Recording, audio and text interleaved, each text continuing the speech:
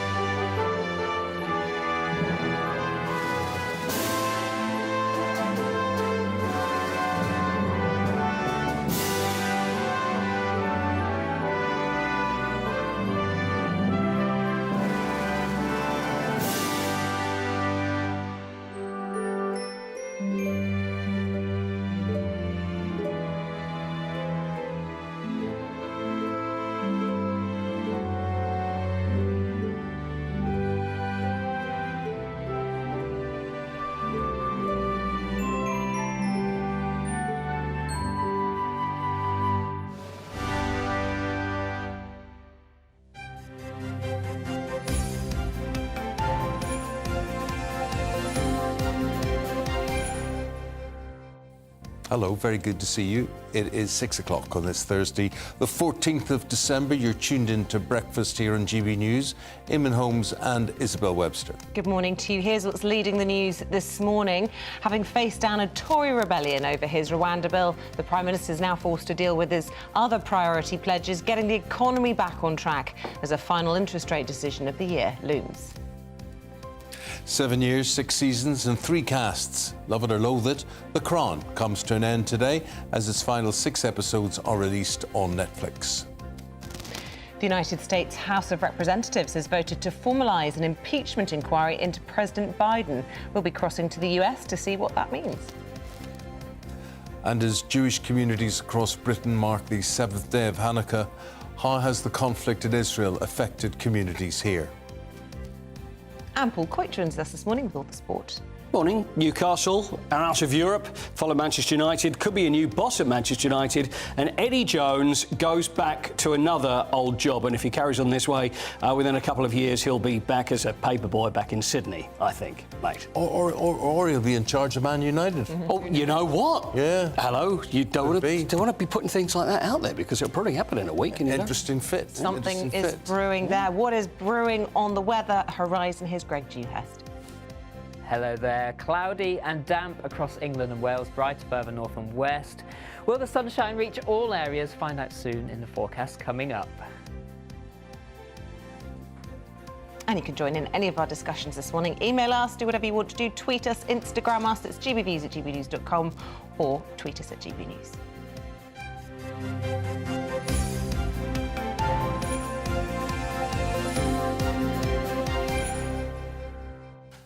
Well, here's the top story this morning. Economic growth in the country has flatlined as the total size of the economy shrinks. Well, this comes as later today, the Bank of England will hold their final rate-setting meeting for the year. After raising interest rates to combat inflation, the Chancellor suggested this is to blame for what he called subdued GDP, calling it inevitable. So as the Rwanda debate finally begins to settle, now comes the next challenge for the government, getting the economy back on track. Let's put that to former advisor of both the Bank of England and the Treasury, Roger Gewolb. Roger, good morning. Very good to see you. Roger, where are we at? Do you look at these figures? Where does it leave us? Well, I think that the economy, good morning both, I think the economy is shrinking, perhaps not as fast as the credibility of this government. If you look at the Prime Minister's questions yesterday, after we're through here, you'll actually see Rishi Rich say the economy is growing, quote unquote. No reference to his Office for National Statistics announcing at the same time that the economy is shrinking. So one wonders what we can believe that these people say. It was a small shrink. I mean, Eamonn was saying yesterday, 0.3, it's negligible, really. Essentially, it's flatlining, but that in itself is a worry. But the Chancellor keen to say, look, we expected this. I'm comfortable with this, with a recession, even if it's shallow, because we have to get a grip of inflation. Well, yes, I mean, flatlining is not growing, so that was wrong. And yes, it is inevitable. I've been predicting for a year that we would flatline because the 14 interest rate rises that we've had have really done nothing to curb our inflation. In America, they have their own energy supply, and they have a lot of consumer-driven inflation. People are not spending here except on essentials, and making money more expensive for them doesn't bring that down. The kind of inflation we have drops by itself.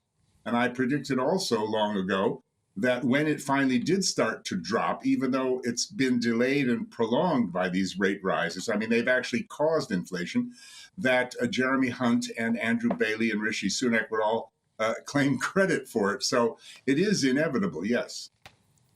So, OK, the rate rises are causing inflation. What news, Roger, for the consumer as to what is ahead come the new year? Well, I think the consumer is in a worse state than ever, and more than the consumer, British business is in a terrible state because these interest rate rises are going to drive many, many tens of thousands of companies bankrupt in the next 12 to 24 months, as predicted by quite a few think tanks, Eamonn. So the next step has got to be, and I have launched our campaign for Fair Finance, has launched earlier this week, a campaign to get the Bank of England to start to slowly reduce interest rates. Even if they can claim credit for it, if inflation has fallen, why are we sitting here waiting for the rates to come down? Well, the mortgage lenders are predicting that interest rates are going to come down rapidly next year, and that you're getting some better deals finally, I was reading yesterday. But what about the impact of these tax cuts as they come in January and possibly more ahead of any election? I mean, the Front of the Eye today saying that they will keep interest rates high. So the Prime Minister has these warnings on the one hand, you know, that's going to affect interest rates, but on the other hand, he's got all this pressure from the right of the party to cut those taxes to make people feel a bit better ahead of the election. Well, I'm sorry, but it's all a lot of gaslighting as far as I'm concerned, because interest rates should come down now, and it's nothing to do. The reason that mortgage rates are dropping is because the 14 rate rises have hit the property business, the rental business, and the mortgage business so hard that mortgage lenders have voluntarily dropped their rates to get the business going again. It's nothing to do with us. It's their business falling off because of all the damage been done. And Isabel, when you speak about tax cuts, everybody knows, and it was widely announced only a week or two ago, that the autumn statement actually had a net effect of increasing taxes to the highest level since 1948. It's all smoke and mirrors. Every time I hear Jeremy Hunt's talk and see his wide-eyed grin telling us how good things are, it creeps me out. I just think Bates Motel. I mean, it's not true. we haven't had tax cuts. But do you think he believes what he's saying? I think they all believe what they're saying. They're not unintelligent people, but they're kind of caught in a warp of their own making, like the Bailey-Oceras and his thick-skinned friends at the Bank of England are caught, in the sense that they committed to slavishly following the United States, where the situation is, as I said, totally different than here. Again, they have their own energy supply, and they have $1.7 trillion saved up during the pandemic that people are spending with alacrity, which we don't have here. People are still spending on food and essentials. In 2009, we had a similar situation of cost push inflation, as it's called, and the Bank of England left rates untouched at 0.5% for almost 3 years. So Andrew Bailey, who I'm afraid has something of a, let me say, alleged reputation for making a number of really serious, costly mistakes and acting too late, seems to have done the same thing here, but he's committed to it. He can't turn around tomorrow and say, I was wrong. He'd lose face. But I would call to your attention the report a fortnight ago of the Economic Affairs Committee of the House of Lords, which is a marvelous example of British understatement. It's absolutely silken.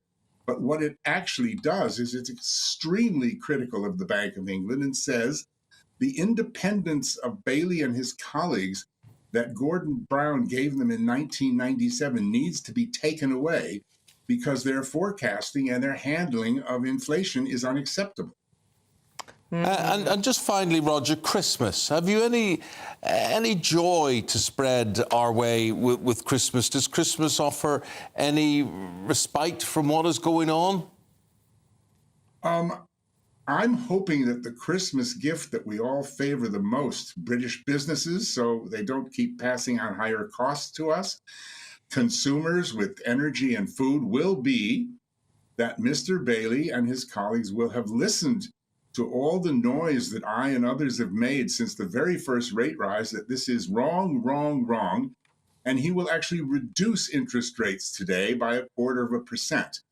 If that doesn't happen, I worry for this government because, I mean, you know, every time I write about Rishi Sunak, Eamonn, whether it's notes for a television program or an article for a newspaper, and I say his name, the predictive text writes sunk. So it's sunk. quite worrying. Sunk, as in that ship has sunk. Richie, I tell you what, Bailey Osiris and Sunak has sunk. That was pretty entertaining, given that it was the dry topic of interest rates. Roger, you've been a delight. Thank you very much. Roger, you're always a delight. We wish you compliments of the season. Thank you. Whoever called them interest rates should be sued for false advertising. Absolutely. Okay. I couldn't agree more. I think they're playing fast and loose with that. Appreciate your thoughts. Thank you. Thank you very much indeed. Thank you. You know, but I got into a situation this week whereby I had to sign a new mortgage agreement. But the trouble is, I had to sign a longer term one than I wanted to. 40 years. Yeah, because at my age, they're not going to guarantee me giving me a mortgage next time around. So I've got to sign a longer one at a higher rate. And now everybody's talking about rates falling. Typical. No, it's awful. But I'll be locked into the blooming longer one. You could go for a variable. Could I? Yeah. Too late, I've done it. Oh, you should have called me. Yeah. Not that I know anything. Anyway, listen, it is stressful, though, because people are making these decisions. Nobody really knows where they are, and interest rates are high. So it is difficult. Let's see how much higher they may go or not at midday when that decision is made, and we'll bring it to you live here on the channel, of course. The launch of a formal impeachment probe into Joe Biden has been approved by the House of Representatives just hours after the president's son defied a subpoena to testify about family business dealings. Well, voting along party lines, of course, Republicans back the resolution, which will give them more power to gather evidence into allegations of bribery and corruption during Joe Biden's tenure as vice president. OK, very messy situation, all of this. Let's go to Steve Gill. Steve's a man familiar with what goes on behind the scenes in Washington, and he joins us now live from the United States. Steve, I'm not sure we've explained all of this correctly. What is going on? Well, it was a messy day in Washington on both fronts. As you pointed out, the Republicans began an impeachment inquiry. Now, that's not an impeachment proceeding. It just authorizes them to get more bank records, to issue more subpoenas to bank officers, to really follow the money trail a lot more closely to what they expect to get to Joe Biden. And then also you had Hunter Biden, who was subpoenaed to testify before the House, both the Judiciary Committee and the committee that's examining the Biden supposed crime family. And he showed up at Capitol Hill. But here's what was an interesting show. He showed up on the Senate side of the building, where the House of Representatives, where the Sergeant of Arms could not literally detain him and bring him in to testify. If he'd been on that side of the building, they could have done it. He staged his press conference claiming to be a victim on the Senate side, just out of the reach of the long arm of the House. Well, look, it is important to make a distinction between Hunter Biden and President Biden because, of course, they are different people, same surname, same family. But, you know, when it's an impeachment proceeding, that obviously relates specifically to a president. And I do think sometimes that is a bit of an unfair sort of mixing of the two there. Is this just a case of the Republicans getting revenge on the impeachment process that Trump had to go through? Or do you think that there is a legitimate case to be heard here? Oh, dear. shouldn't laugh. For those listening on the radio, I just want to explain to our radio audience, sorry, before I let you answer that, Steve, we were just seeing pictures of President Biden stumbling up the stairs, and it wasn't funny, but it tragically was funny. Well, only because he just kept falling. I don't find that funny. You do find it funny. There's wicked people like you. Just terrible, terrible. I'm just going to apologise on your behalf. As you were. Well, he was falling up. That was the really weird thing. He was falling up the staircase going into the airplane. That made it even, I think, more strange.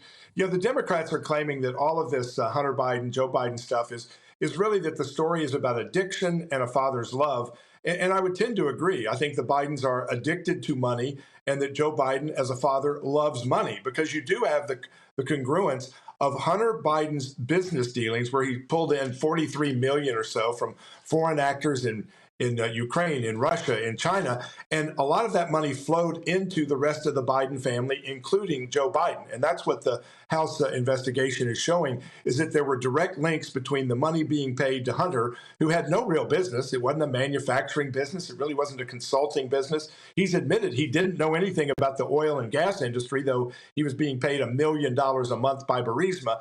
But when Joe Biden bragged on video that he had fired the prosecutor investigating Burisma, Hunter's boss, and had withheld $1 billion in aid for Ukraine to get that done. That showed, I think, one of the first of many nexuses between Hunter's business and Joe Biden's activism on behalf of the companies that Hunter was representing. And now we also have that money was flowing into other members of the Biden family, including a 10-year-old nephew. Not sure what expertise he had in oil and gas industry, but millions of dollars were flowing not just to Hunter, not just through 11 different corporations to Joe Biden, but to various family members. And under the U.S. Constitution, you can be impeached for high crimes and misdemeanors, treason, and bribery. And bribery, as defined by U.S. law, is not just going directly from one person to the other. It can also go to their agents, to their people that are on their kind of circle of business, and also to family members. So I think there's a lot more here that will be uncovered that's not going to be good for Biden. Just quickly, I mean, you started by saying, you know, the Bidens are addicted to money. A lot of people could say the same for the Trumps. You know, that's not a political statement. That's just a fact. I mean, I think even Trump himself would say, fine. But here's my question. Is there too much money in American politics? And it's something that we luckily don't have to the same extent in this country. I mean, even to run to be president, you have to be loaded. You have to have loads of money behind you. Political lobbying is legitimate. He's an anomaly, and he gets a lot of grief for it. Rich. But his campaign wasn't funded by Rishi Sunak. His campaign's funded in a different way from in the States, where it's very much led by the money. So is there too much money sloshing around? Is it corrupting them? Oh, I think it absolutely is. But this is corruption not to get elected. This is corruption to increase their own financial wealth by trading off the interest of the United States. That's a big difference. Donald Trump was impeached for supposedly a Russian collusion that has been proved to have been a hoax. He was falsely impeached. And then the second one was he was impeached after he'd already left office for supposedly causing the riot on January 6th while he was still president. So he was impeached after he had left office, which also makes that deal suspect. This one is about the wealth that the Bidens have had pour into them. I mean, Joe Biden is a guy that's been working in government basically his whole life, making about $150,000 to $200,000 a year at most, and yet he's amassed tens of millions of dollars, multiple houses and assets, and it's clear that they were funneling money through Hunter Biden's associations to Dad, and Hunter was getting his own fair share of the pie as well. I think it's the corruption aspect that is the focus, both in terms of Joe Biden receiving the money and Hunter Biden trading off his access to Dad to get the money. But gosh, that's amazing. That's a bad reflection. That does not look well at all, Steve. But what also doesn't look well, I mean, Biden hasn't declared he is running again, but he hasn't not said he isn't running as well. And we talk about the addiction to money. What about the addiction to power? You talked about him being in government for his whole life. But basically, here's a man who has obvious cognitive and mechanical issues. We see him falling up the steps of the airplane and whatever it is. How is the Democratic Party not coming forward with real alternatives to this man? Why is no one standing and saying, look, Joe, you can't do this again?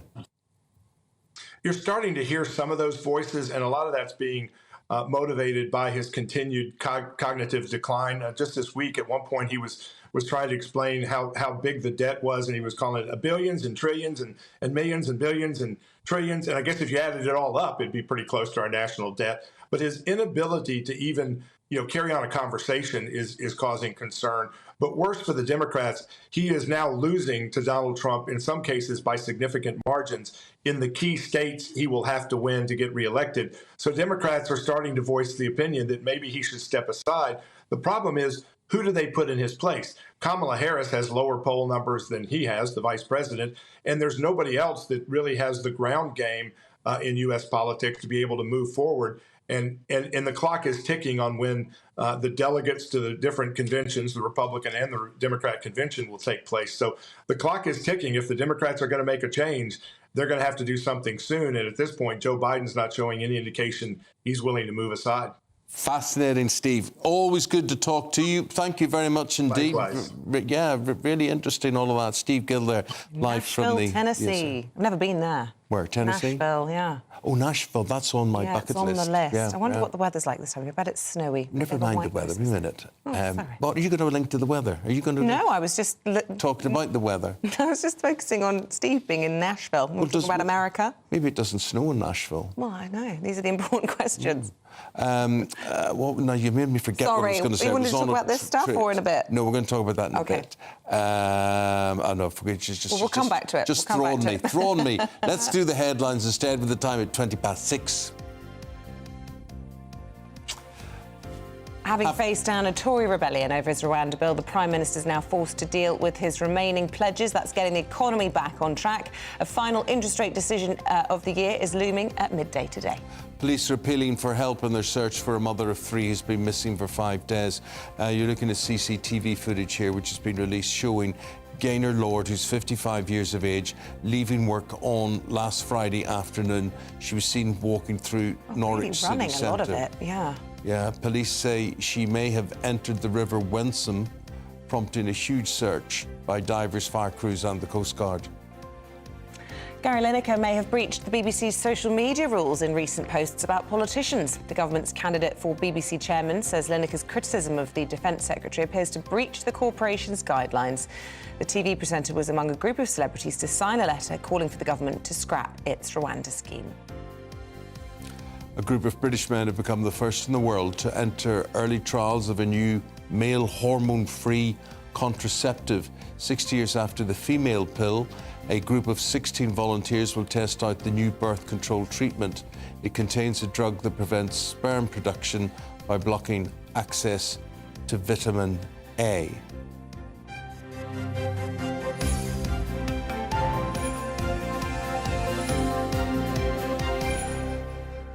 Now, here's what I want to say about newspapers. Newspapers, there's a clue in the title. News, not adverts. Adverts all over. The Eye's got one as well. There's a lot of turkey out and about. I absolutely detest being handed a newspaper with an advert on the front, and even worse, no, but they've got to make their money. Papers are in decline. Why, when I don't know, guess the headline in the Metro? I don't know what it is. Has Lineker met his match? Now, I would pick that up and read that if I could, but I don't know it's there. United count the cost of early exit, which would be a headline that would appeal to me as well. But I'm not going to flick through an advert about the People's Postcode Lottery or turkeys or whatever. I actually think it should be banned. A newspaper is a newspaper. You stick an ad. What are you talking No, I for? totally find it irritating myself because I like to have a little scan of the front pages. But I also really want to support the newspaper industry, and I'm genuinely worried about the newspaper industry. And I think they have to get their money where they can. It's a bit like we have to get our money where we can on this channel. Well, I would say their sales will be down. Today, possibly, but they'll have got some decent advertising revenue. Do you know when I get really fed up with you?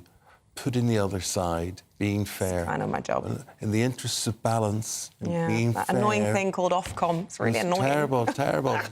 Yeah, well, you go on and worry about that and keep yourself awake at night. I will, thank you, darling. I will. Not at all. Let's talk about Netflix, because this is really keeping me awake at night. Never watched an episode of it. Grumpy Guts. I've never seen touch. The whole world is waiting for this. This is the global... Yes, this is the last ever 6 episodes of The Crown, and it's dropping on Netflix this morning. It's obviously the second part, because this series is... The first half was released last month, and the rest being released this morning at 8 o'clock. What? First 4 episodes already out, the remainder of the season. So you think people will be sitting at 8 o'clock this morning, they'll switch us off and switch I don't Netflix think on? I know. You know. And I can hear Ellie chiming in agreement. Yeah, I actually think people around the world will be waiting to tune into this, because sometimes being here in Great Britain, we forget how international the royal family are and how much people are obsessed with them around the world. Think about when we have major events here and they travel all over the world. And this is obviously just a huge series, Netflix. It has a £12 million production budget per episode. So it is massively, you know, pumped loads of money into it and been well marketed as well. And I think this final part, these last 6 episodes, is going to do really, really well, because it introduces us to Prince William and his relationship with Kate Middleton when they first meet in St Andrews at university. Is it the same actor that appears in the first 4? No. Oh, good, because I didn't really buy into him as William. No, so there's a younger William and younger Harry, and then in this one you've got Ed McVeigh, who's playing kind of young adult William, if you will, and an actress called Meg Bellamy. And I think that's another great thing about The Crown, is it introduces new actors and actresses, and they get to hone their craft at a very young age with absolute stalwarts of the industry. I mean, how incredible is that? Yeah, they're made, aren't they? For life after this. And as well as this, these episodes are being dropped, and it's 2 days after The Crown made Golden Globes history. So it's the first ever show to have every 6th season nominated for Best TV Drama. So for us on a world stage, that's amazing as well, to put this British production up there to do so well around the world. So I think it's incredible. So the storyline that we're going to see is the end of the Diana era now. It's the kind of post-Diana, but we don't get to the Meghan era. No, so it's the kind of the bit in between. So we see the death of Princess Margaret, we see the wedding of Prince Charles and Camilla Parker Bowles, and we're introduced to this romance, which is great. And there was a teaser clip recently released of Kate Middleton's famous walk down this catwalk at St Andrews, where she wore that sheer outfit, and, you know, you could see her underwear through. So it's got that glimpse of what's to come for the royal family. There it is. Yeah, this one. And so that's the guys playing Prince William, and obviously Kate Middleton on the stage as well. And that's where he becomes besotted with her, and their romance starts at university. So I think people will really buy into that as well, because what happened was, with the part 1 of this 6th season, people criticised it because they didn't like how Diana was portrayed. They didn't like that they brought her back as a ghost. They said, you know, this isn't factually accurate. But I think if anyone's being brought back as a ghost, you can't really say that's trying to be factually accurate anyway. Do you know what I mean? But also, by the way, on the being brought back as a ghost thing, I was imagining from the way I'd read it in the press that she was going to come in, ooh, and like go boo to the Queen. And I cried my eyes out in the last episode. Yeah. It was really moving. And she spoke to Dodi, Charles. No, the father of Dodi. Yeah.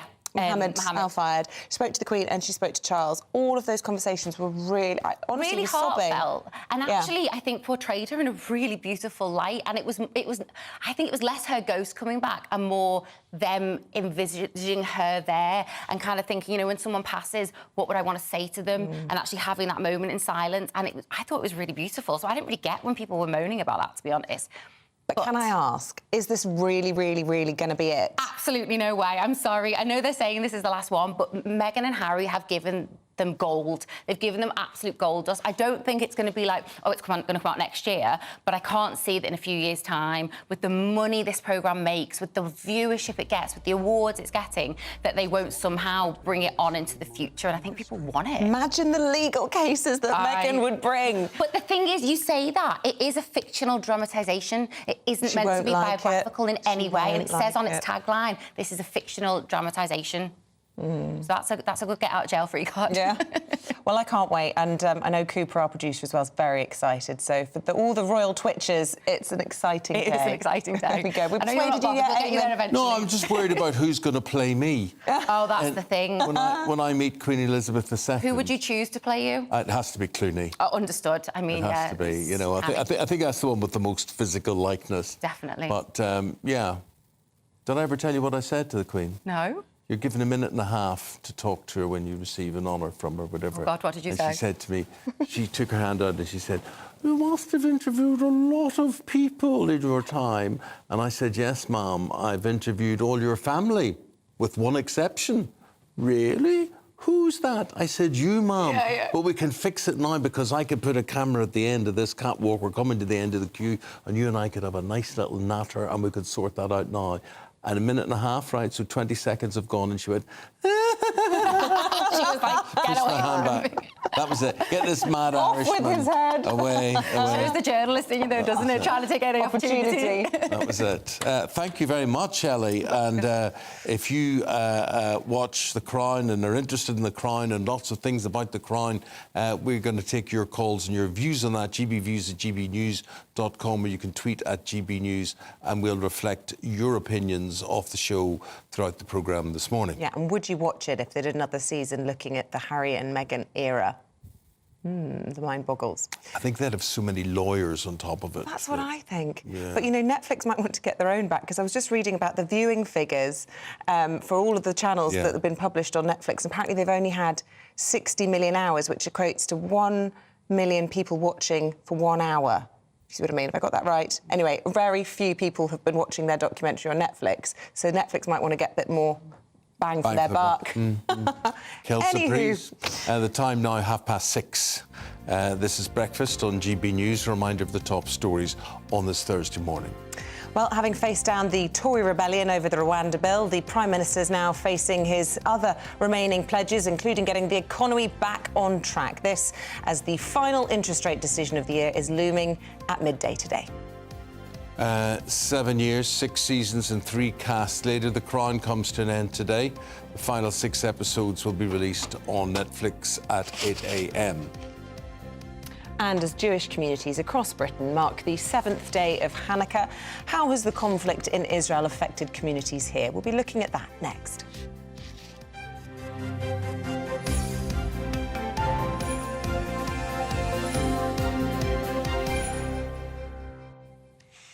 Now, how do you fancy winning £10,000 I do fancy in cash? So do I. Brand new tech, which would be a brand new phone, and some shopping vouchers. This would more than pay for Christmas. This would see you through the start of next year, well into 2024. OK, this is the very first Great British giveaway here on GB News, and here's how you could make those prizes yours. This week, we're launching the Great British Giveaway. Your chance to grab some amazing prizes and start your new year the right way. You could win an incredible £10,000 in tax-free cash to spend on anything you like. Imagine having all of that extra cash in your bank account. We'll also bring you bang up to date with the very latest iPhone 15 Pro Max. And we'll give you £500 worth of shopping vouchers to spend in the store of your choice. For your chance to win the iPhone, the vouchers and £10,000 cash, text GBWIN to 84902. Text costs £2 plus 1 standard network rate message. Or post your name and number to GB01, PO Box 8690, Derby DE1 9TT. UK only. Entrance must be 18 or over. Lines close at 5 p.m. on Friday the 5th of January. Full terms and privacy notice at gbnews.com/win. Good luck. We've got the sport coming up next. We've got headline makers, all to come. Don't go away.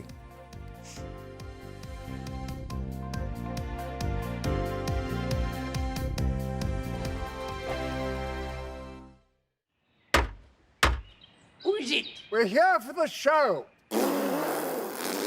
Welcome to the Dinosaur Hour with me, John Cleese. I was married to a therapist. And you survived? I thought we were getting Hugh Laurie. Second best. You interviewed Saddam Hussein. What's that like? I was terrified. I'm playing strip poker with you three. Ah! No, thank you. CDs need to be put in alphabetical order. Are you going to be problematic again? The Dinosaur Hour. Sundays on GB News.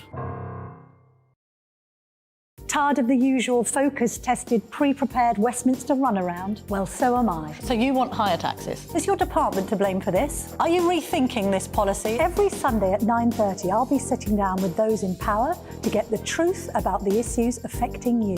Let's be honest, we've known about the cost pressures of this project for years, not months. That's the Camilla Tominey Show, a politics show with personality. On GB News, the People's Channel, Britain's news channel. I think the most exciting bit for me is talking to people. People who I think are ignored often by the major news channels. We're going to give news they want to hear. There's a voice there that needs to be heard. I think there's a chance here for a diversity of opinion to be expressed, which you don't find elsewhere. It's really exciting. We don't hold back. We're free to say how decisions that are taken here affect us all around the country. Only on GB News, the People's Channel, Britain's news channel.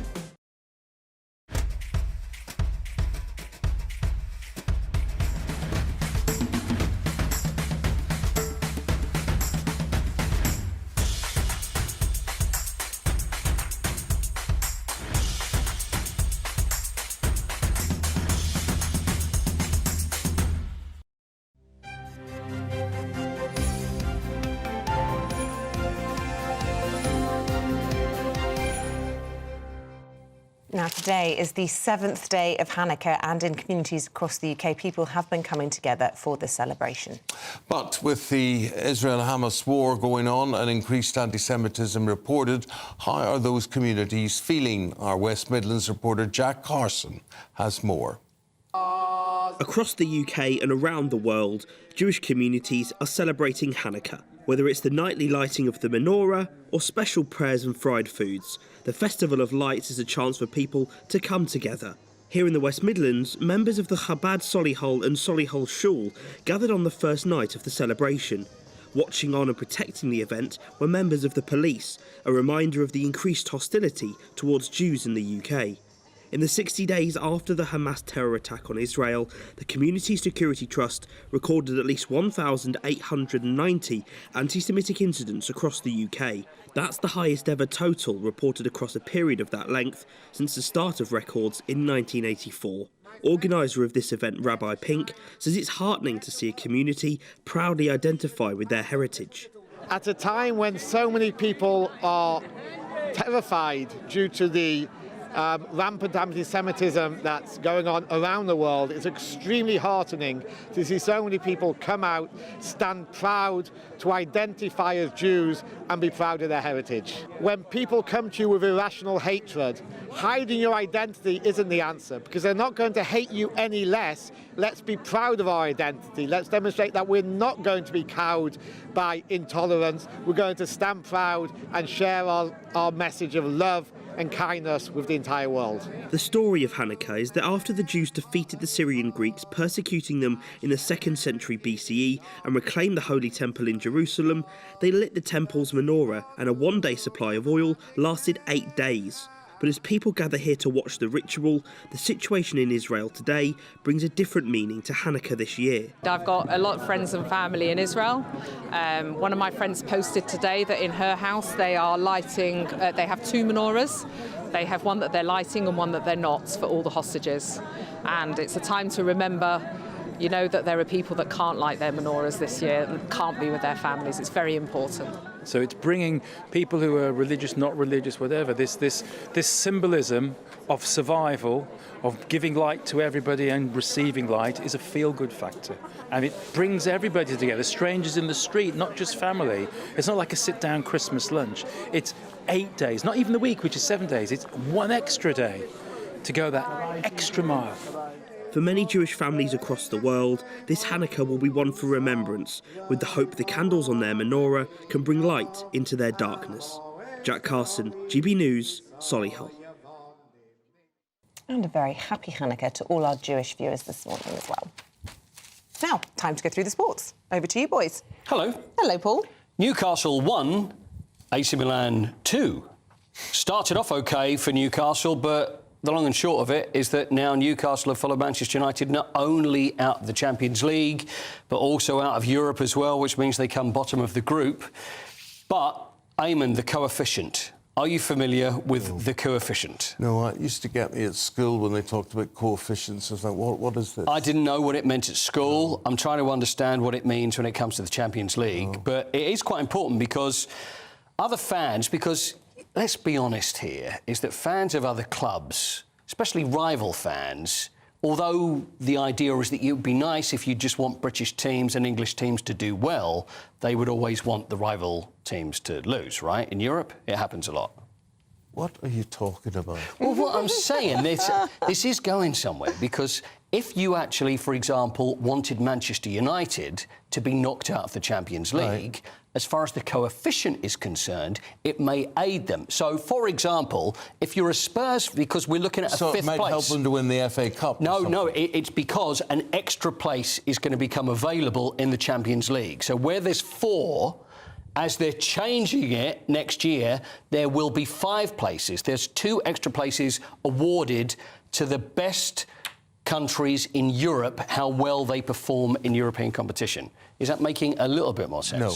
OK, so if you're an Arsenal fan, if you're a Spurs fan, it could be a situation where if Arsenal won the Champions League, it would help Spurs get into Europe because you get points. Then that would make me, as a Spurs, I'm not a Spurs supporter, but as you as a Spurs supporter, cheer on Arsenal. Well, this is the quandary. No.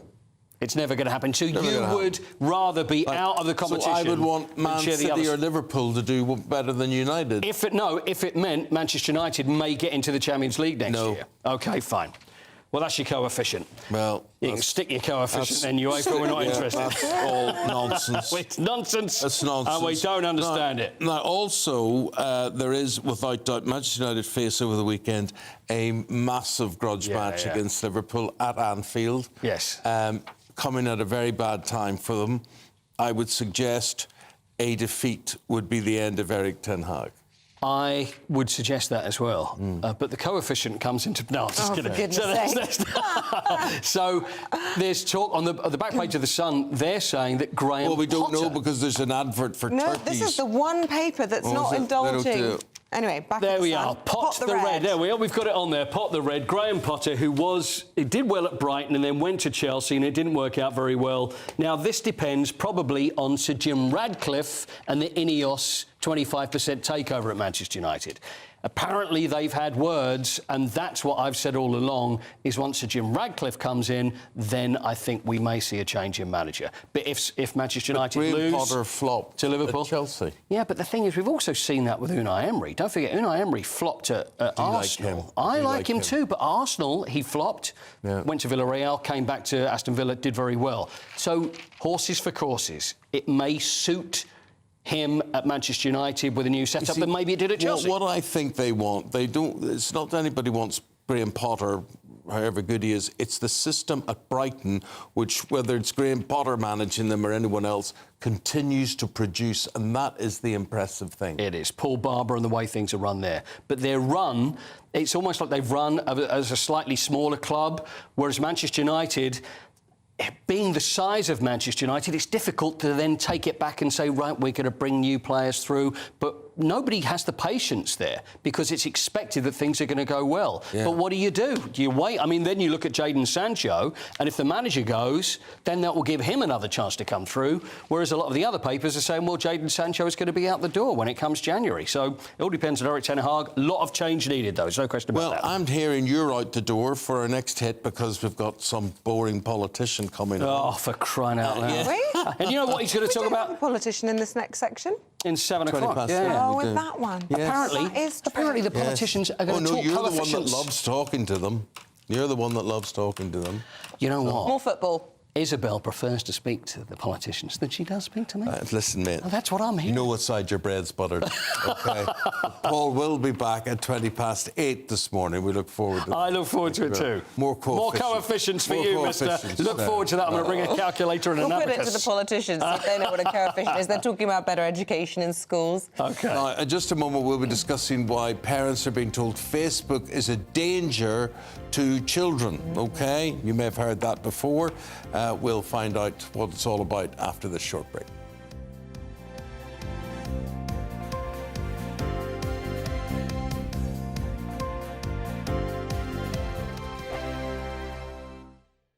I'm Michelle Dewberry, and I'm not here to tell you what to think. I'd much rather hear what you have to say. So, send in your opinions to gbviews@gbnews.com. Keep them clean, and you never know, I might read them out. With my panel here on Jubes & Co, we debate, we get stuck into the issues of the day on a show where all views are welcome, especially yours. GB News, the People's Channel, Britain's news channel. Big news, big debates, big opinion. Patrick Christie's Tonight is the week's biggest show. Every weekday, 9 to 11 p.m, we've got the inside track on the day's top stories. There'll be sharp takes you won't get anywhere else. We will set the news agenda, not just follow it, and I want to bring you along for the ride. Whatever it is, we'll have our finger on the pulse. It's news, but it's this close to entertainment. Patrick Christie's Tonight, 9 to 11 p.m, only on GB News, the People's Channel, Britain's news channel. Join us every night on GB News at 11 p.m. for Headliners, which is 3 top comedians going through the next day's news stories, which is exactly what you need, because when the establishment has gone crazy, you need some craziness to make sense of it. Headliners. You don't have to bother reading the newspaper. We've got it covered for you. Every night at 11 p.m. and repeated every morning at 5 a.m. We won't send you to sleep like some of the other paper review shows out there. So join us 11 p.m. every night on GB News. The People's Channel, Britain's news channel. There's only 3 people you can trust in life. Your doctor, your lawyer, and your nana. I'm not sure. So join me, Nana Aquare, at 3 p.m. every Saturday and Sunday, where we discuss the biggest topics of the weekend. Be ready for battle. Could you be quiet? What is this? It's on your teeth. I don't bite. Well, not without a good reason. Always honest, always fun. Every weekend at 3 p.m. on GB News, the People's Channel, Britain's news channel.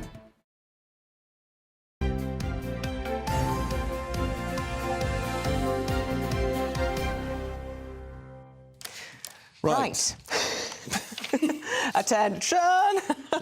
Let's go through what's in the papers. We're very delighted to welcome today Lord David Alton. Again, very nice to see you, dear Lord. Thank you very much indeed.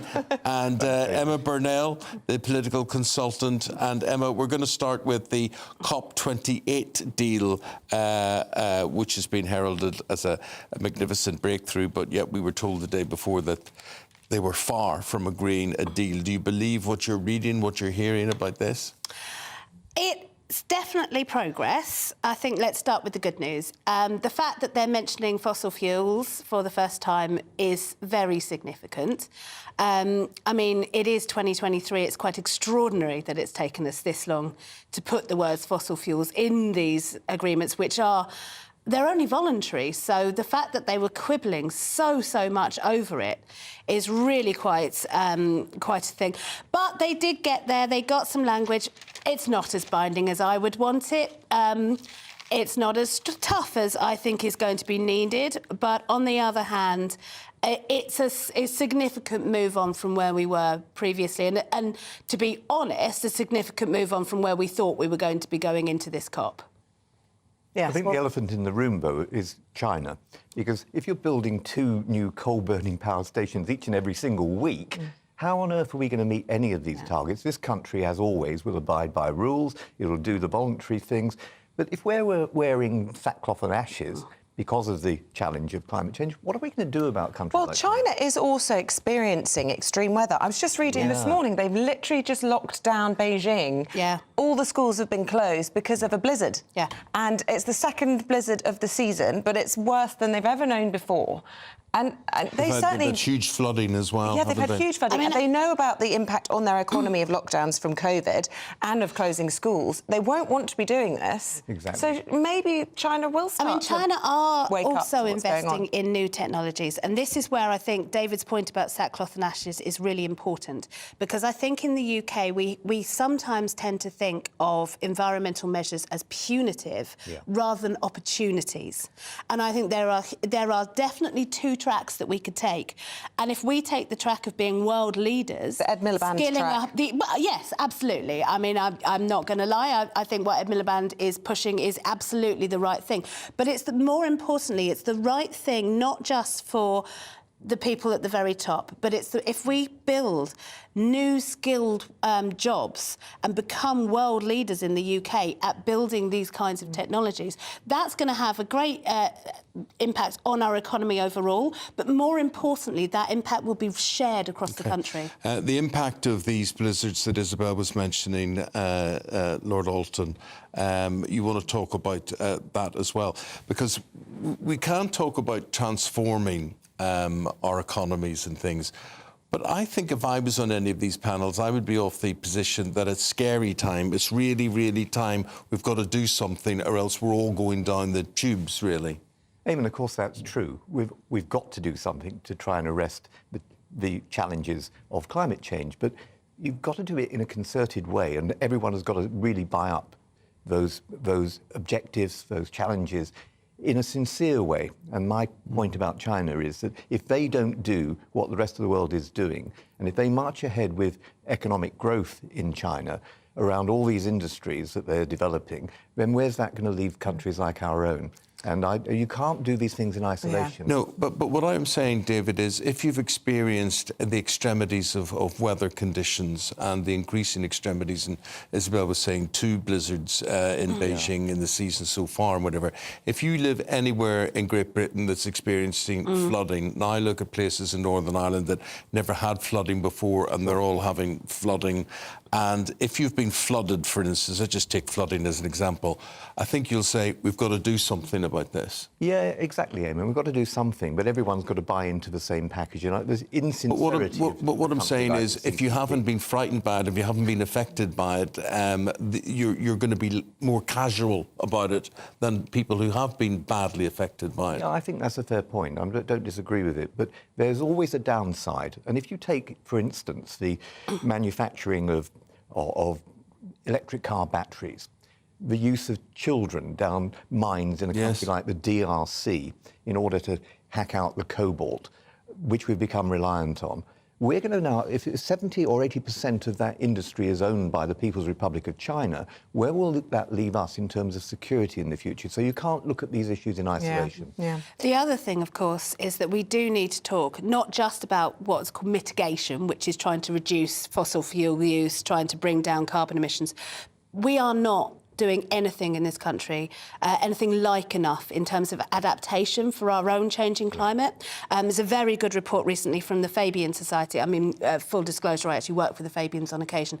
But they have a really interesting report about what's needed to help people who live in flood areas. People can't get insurance now, and it's getting worse and worse. You'll forgive me if I skip over the interest rate story purely because it was our top story and I feel we've covered it a little bit and we'll be covering it in a few moments at the top of the 7 if people are interested in that. But I want to talk about this Facebook story next.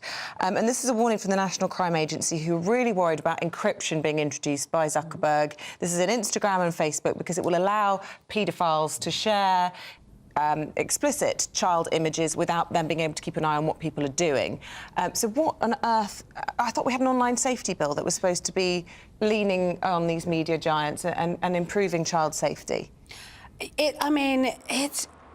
There are tensions, I accept, between privacy, not wanting companies to look at what you're talking to your mates about, and safety, and making sure that we are it's cracking down on paedophiles sharing information and grooming children.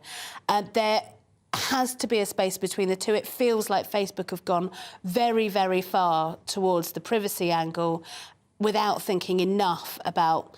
and the National Crime Agency is not nobody. It's not, alarmist people. It's people saying we will lose huge percentages of the reporting that we're getting, which is helping us to catch these criminals. You see, David, it's a bit like that climate situation again. If you haven't experienced it, you won't really have a view on this. But if you've got children or grandchildren, then you will care deeply about this, because parents are so angry about the way that decisions about what their children can see are being taken over their heads by companies like Facebook, Meta, that they no longer have control over these things. It takes me back to the stories around video violence and so on. I introduced measures to change the laws so that there could be a greater control on the part of parents.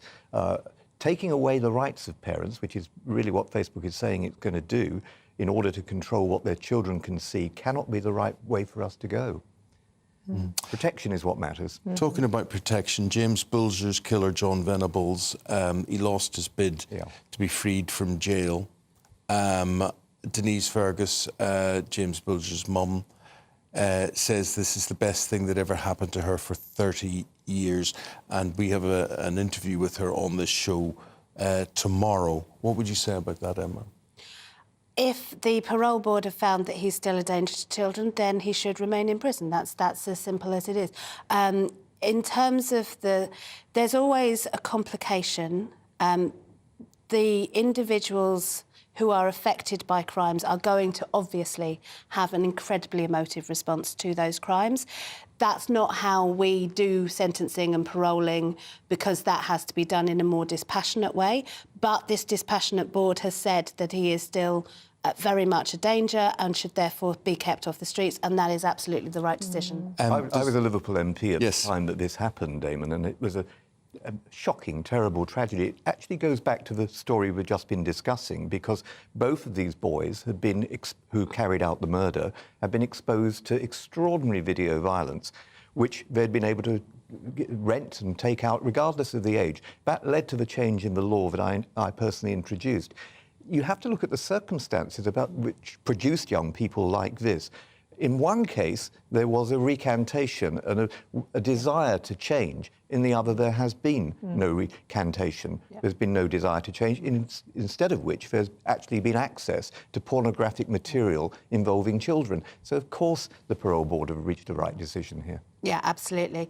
Absolutely. And I think it's just so important that we do see those two paths and think about what happens. Let's be clear on these two paths. I mean, in Venable's case, he's been denied his freedom, but the other lad that took part in this... and has a new identity, I believe. Yeah, but that was because he recognised what he had done was wrong, and there was a change in his life. And that's it, Isabel. If there's remorse, you can start again. And we've got, we don't throw away the keys in this country and leave people incarcerated forever. Lord Alton, got to leave it there. Emma Burnell, thank you very much indeed. The guys will be back in 40 minutes' time. We're talking all things economy in just a moment, but first of all, it's your forecast. A brighter outlook with Box Solar, sponsors of weather on GB News. Good morning, I'm Greg Dewhurst. Welcome to your latest GB News forecast. A cloudy, damp start this morning, but it will brighten up from the northwest as we move through the day, and mild across western areas. And you can see that cloud and rain across England and Wales.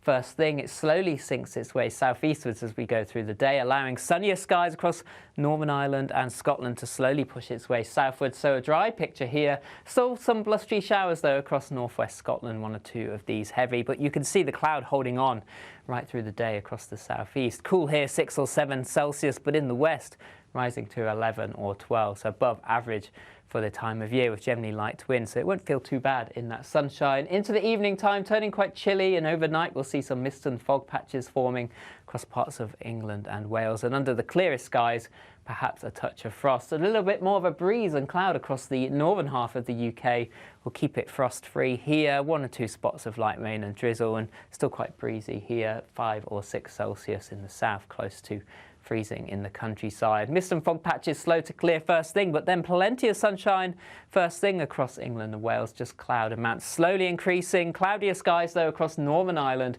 and Scotland through Friday. An increasing risk of rain across the Highlands, pushing its way eastwards through the day. Some of this could be heavy at times. The wind staying quite blustery here, and a mild day generally for most. Still a little chilly across some eastern coasts. See you soon. That warm feeling inside from Boxed Boilers, sponsors of weather on GB News. Wake up to the headlines with Headliners every morning at 5 a.m. We treat you to the day's biggest stories before anyone else, 7 days a week. You can catch up on everything you need to know before you've even had your kippers. Headliners every morning at 5 a.m. only on GB News, the People's Channel, Britain's news channel. Good afternoon, Britain. Good afternoon, Britain. Join us, Tom and Emily, To find out what's happening in the heart of Westminster. and why it matters to you. Weekdays from midday, we bring you the most compelling stories from across the United Kingdom. And from your doorstep to our inbox. That's right, we want to hear from you. GB News, Britain's news channel. Have a great Saturday night with me, Leo Curse, on the Saturday Night Showdown. It's a crazy world out there, so come and make fun of it with me, my panel of comedians, and a couple of people who actually know what they're talking about. This Saturday Night Showdown is your front row ticket to the clown show every Saturday, only on GB News, the People's Channel, Britain's news channel. GB News, unlike other broadcasters, isn't obsessed with the London-Westminster bubble. We think there's a nation beyond the M25, and that's why we talk about the issues that matter across the land. Join me on State of the Nation, 8 to 9 o'clock, Monday to Thursday, on GB News. Daisy's listening, and you should too. Your weekend starts here with Friday Night Live with me, Mark Dolan, 8 till 9 on GB News. Big stories, big guests, and big laughs as we get you ready for a cracking weekend. That's Friday Night Live with Mark Dolan, Fridays 8 till 9 on GB News. Bring your own drinks, the admission's free. In the GB Newsroom, we bring you the news as it happens. With our team of dedicated journalists across the UK, we're ready to give you accurate reporting every day. When the news breaks, we'll be there with bulletins on GB News, the People's Channel, Britain's news channel. Wake up to the headlines with Headliners every morning at 5 a.m. We treat you to the day's biggest stories before anyone else, 7 days a week. You can catch up on everything you need to know before you've even had your kippers. Headliners every morning at 5 a.m. only on GB News, the People's Channel, Britain's news channel.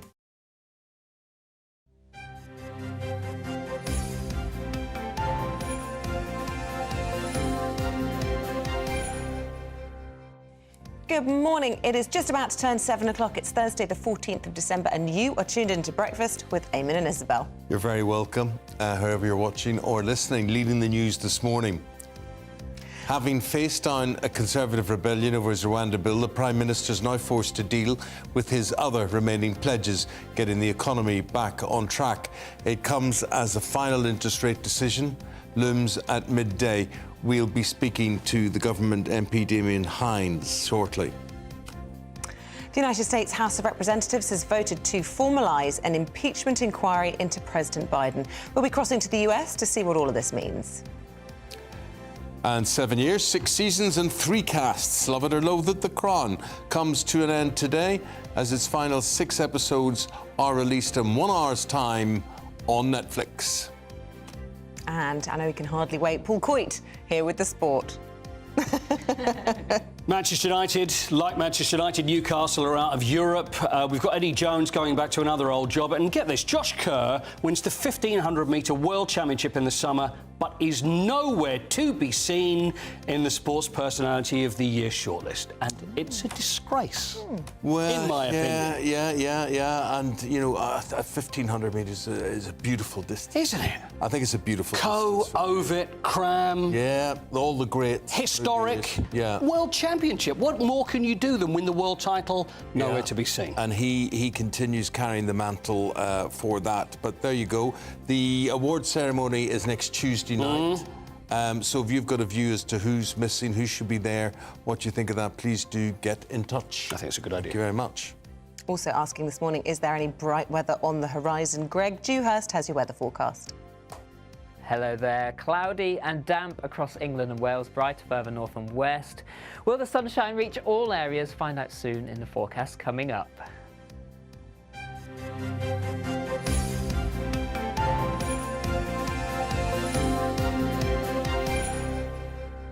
OK, well, on to our top story this morning, and all eyes on the government once again. Prime Minister Rishi Sunak having seen off his difficult Rwanda bill, but now all eyes on the economy. Later on, the Bank of England will be holding their final rate-setting meeting for the year, and interest rates, of course, are there to try and combat inflation. The Chancellor suggested this is to blame for what he called subdued GDP, and he called it inevitable. So let's speak, shall we, this morning to Dr. Roger Gewolb. He's a broadcaster and former government advisor with his thoughts about all of this.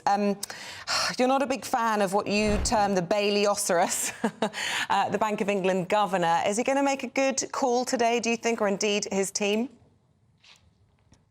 I think he'll probably follow the Federal Reserve, the central bank of the United States, as he usually does, rather slavishly. And yesterday they decided to leave rates unchanged. So my bet would be that he'll probably do the same. And what's your view on that? Is that the right course of action, given, you know, what we heard yesterday, that the economy has contracted in October? And again, you know, that was being blamed on wet weather, I believe. But, you know, certain party members would say probably that's to do with their policy, that there's not enough growth being encouraged and, you know, we need to cut taxes. Well, I mean, there is absolutely wet weather and a torrential storm inside the old lady of Threadneedle Street, but I don't, you know, I think that's more the cause than the actual weather. You know, I think it's better than raising rates, which I certainly hope he doesn't do.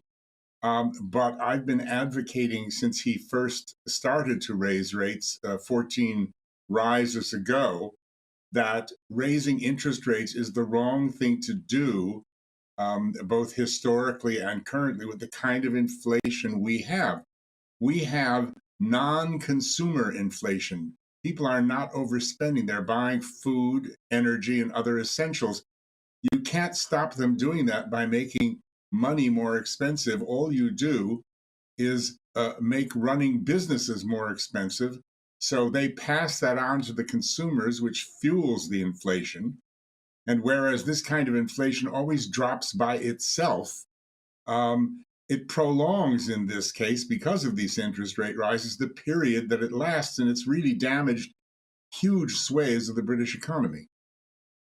If you read this morning, you get a kind of different take on the outlook for the next year. I mean, yesterday I was reading that mortgages are falling ahead of the decision, lots of expectation that rates are going to come down faster next year than perhaps anticipated.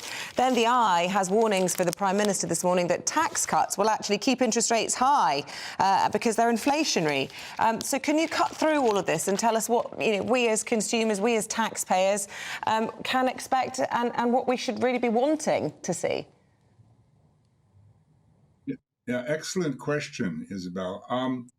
First of all, mortgage rates are falling because the mortgage market has been so damaged. I mean, people are paying 20%, I believe, of mortgage holders are paying more than £1,000 a month, £1,000 a month more on their mortgages. It's swinging.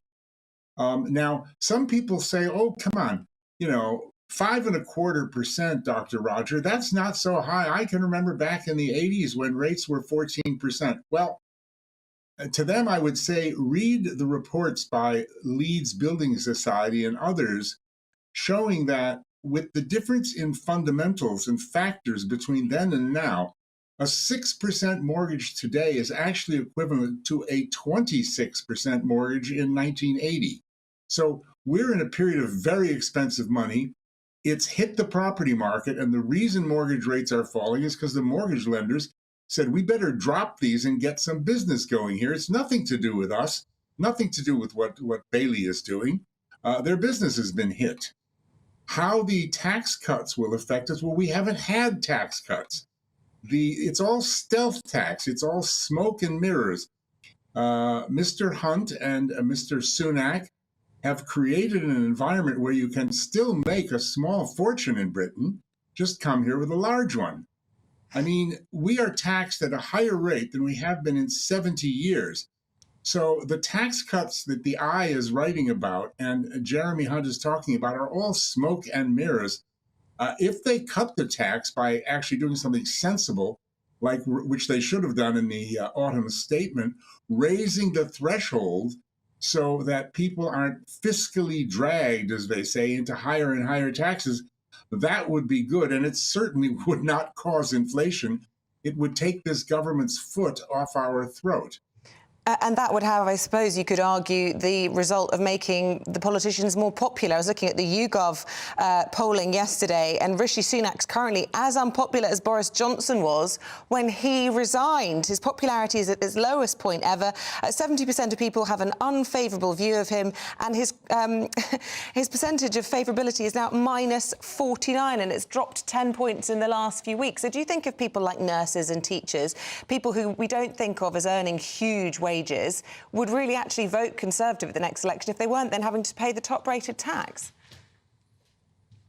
It's just unbelievable in the amount of... people tell me that I'm credited with inventing the hashtag Tory gaslighting. I mean, I can't believe that they actually think we believe all the guff they're saying. Yesterday, in PMQ, in Prime Minister's questions, Rishi actually stated, go back and watch the video of it. He said, quote, "The economy is growing," unquote. No qualification on the same day that his Office for National Statistics said it had shrunk by 0.3%. I mean, you know, that's, as you have said previously, that's just flatlining perhaps, but flatlining is not growing. We're not growing. They tell us the economy is growing, we're doing great, and they've cut taxes. It's all absolute nonsense. And yeah, I don't think people believe it anymore. Okay. Well, listen, Dr. Roger, we believe you. Good to talk to you this morning. Thanks very much indeed. We'd love to hear at home what people want to see, whether they want to see those rates come down, whether they want to see those tax cuts, and what they think the government is doing, whether they are on the right track this morning. GBViews at gbnews.com. In the United States, the House of Representatives has launched a formal impeachment probe into President Joe Biden. Voting along party lines, Republicans backed the resolution, which will give them more power to gather evidence into allegations of bribery and corruption during Biden's tenure as vice president. Well, earlier we spoke to former advisor to both the Clinton and the Bush administrations, Steve Gill. Well, it was a messy day in Washington on both fronts. As you pointed out, the Republicans began an impeachment inquiry. Now, that's not an impeachment proceeding. It just authorizes them to get more bank records, to issue more subpoenas to bank officers, to really follow the money trail a lot more closely to what they expect to get to Joe Biden.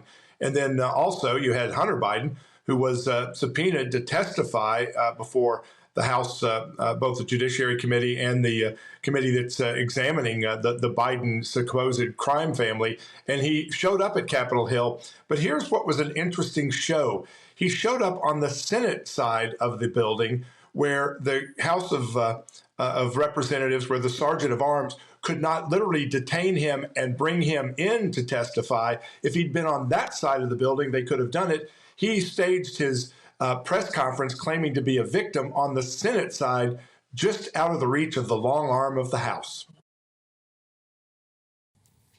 Steve Gill. Now we're going to talk about The Crown. Love it or loathe it, the juggernaut is rolling back into town today. Just under an hour now to wait. 50 minutes time. It's split into two parts. The final 6 episodes of season 6 will premiere then this morning. So it's only been 7 years. Hard to believe. It feels like they've been around forever. 3 different casts, and today these final episodes are going to be looking back at the period following on from Princess Diana's death and looking ahead to the next generation, the current generation of royals, including the meeting of Prince William and Princess Catherine. And she was in her underwear. Ellie Phillips will testify that. So this was... What's the story about her on this catwalk in this fashion show, her underwear showing? It's often put that this was a deliberate way. William had gone off the boil, and this was a deliberate way of getting his attention. Yeah, so essentially they're at St Andrews University together, and she was taking part in this charity fashion show event. Bought the runway in essentially a see-through dress. It's strapless. They've recreated it here. You can see her underwear through it. He was in the audience, and that's when people say apparently he was like, wow, she is the one. She was also, it's well known, one of the most popular girls on campus. You know, someone that all the guys had their eye on. So it was like obvious that he was going to go for her, but obviously, you know, their love story did get, you know, a bit rocky at times, but they've ended up together. And I think that's what's exciting about this, is it takes audiences into what we now have here, where I think everyone knows that they're more popular than Charles, and that's the future of our country, and I think that's really exciting for viewers to watch and see how that blossoms and see that romance there. It's always shrouded in a little bit of secrecy, although we all, actually, even on this channel, covered the filming of this up in St Andrews and interviewed some of the cast that were students and things like that. Will we see the period in Kate's life when she allegedly had posters of Prince William on her wall because she loved him Possibly, through her teenage years, didn't she? Which is at Marlborough College. They've not teased a lot from this, to be honest. There's been one teaser clip that's about 2 minutes long that kind of gave a brief overview, and then that clip that we've just seen there where she runs down the catwalk. So who knows? It's going to be in 50 minutes' time. Eamonn's clearly on the countdown already to see this. We'll find out exactly what's going to be in there. But I think, I'm hoping they portray them in a positive light. I think they will end on a high with this. You know, there was a lot of criticism about how they portrayed Diana in the first part of this season 6, and I think in this now they're going to turn their attention to this love story and hopefully. Do you think that was fair, the criticism of how she was portrayed? Personally, I thought it was pretty moving. I was blubbing in the last episode, so I'm slightly nervous about the roller coaster that we're about to embark on. But also, how far does it go? Do we go all the way up to the wedding of the Waleses? Or? No, we don't go that far. We just kind of see their youth, their romance blossom. So the other things that this is going to cover is the death of Princess Margaret, the marriage of Prince Charles and Camilla Parker Bowles, and then the start of this romance. So there is scope for more seasons, more series. I know they say this is the end of it, but I really can't see it ending here. They can't end. They've got to get the royal weddings in. That's been like a whole period of our lives and all the babies. Exactly. Remember waiting outside the Lindo wing and all of that? Yeah. That's like prime crown material. Exactly. But the issue is, I think people think now it's coming into modern territory. People are here, people are still alive, people can That's been the case for a while. Now there's the key word. So you're talking about Meghan and Harry there. Exactly. She does love a legal case. We know this very much so, but I do think they have a get-out-of-jail-free card because they specifically say it's a fictionalised dramatisation inspired by real events. So they get away with it there. They're not trying to say this is biographical. They're not trying to say this is factually correct. And I'm sorry, when they're bringing ghosts into it, I don't think you could ever say that they're trying to make it completely factual. So hopefully this will end on a high for them. And fingers crossed, because I do love it and so many people love it. I mean, it's had over 100 million viewers all around the world. People are obsessed with this. Hopefully it will carry on. Yeah, it's been a huge export for us and many of our treasured artists and actors in there. Who's been your favourite queen? Oh, I think Olivia Colman. Really? What about you? Was it Elizabeth Foy who played the first ever one? Yes, it was. Claire Foy, sorry, forgive me. Elizabeth was the queen. Yeah. I thought Claire Foy was really wonderful. Yeah. And Matt Smith. I think they've all done it. I think they've all done it justice, to be fair, because obviously it's the same person throughout, but as you go through your life, you do change character somewhat. Yeah. So I think that's been portrayed really well. I think Elizabeth Debicki should win an Oscar for her portrayal of Princess Diana. Well, what's interesting is the Golden Globes came out, the nominees came out a couple of days ago, and Claire Foy and Olivia Colman won previously for their role. Imelda Staunton was up last year, didn't win it, but she's up again this year, so hopefully she will take the crown. I don't know that it's Oscar winning. It was fine. It wasn't bad, but she didn't stand out. It hasn't been so much about... It's not eligible for an Oscar, though, surely. Is it not? No, it's only... forgive me. It's a TV programme. It's not because it's not a movie. Oh, it's sorry. It's a TV thing. Okay. Don't worry. The Golden Globes are like their TV Oscars. version. Yeah, Got it. So hopefully she'll get it. Either way, it has made history. The Crown is the first show to ever have all 6 seasons of a show be nominated for Best TV Drama. So that's incredible for us as the Brits. Well, I'm looking forward to it. It's only 45 minutes till it's all out there. If she goes missing, you know where she's gone. Thanks, Ellie. Always a pleasure. Let's bring you up to date with the time just after 7:15 with the latest news. Police are appealing for help in their search for a mother of 3. This is over many of the front pages of the papers today as well. You're looking at CCTV footage which has been released showing 55-year-old Gaynor Lord leaving work last Friday afternoon. She was seen walking through Norwich city centre. Police say she may have entered the River Wensum, prompting a huge search by specialist divers, fire crews and the Coast Guard. And we'll have a reporter on that story in the next hour. Gary Lineker may have breached the BBC's social media rules in recent posts about politicians. The government's candidate for BBC chairman says Lineker's criticism of Grant Shapps appears to breach the corporation's guidelines. The presenter was among a group of celebrities to sign a letter calling for the government to scrap the Rwanda scheme. Firefighters are tackling a huge fire at an industrial estate in South Wales. One person is unaccounted for. At least one building has been destroyed after a major incident was declared. This was last night.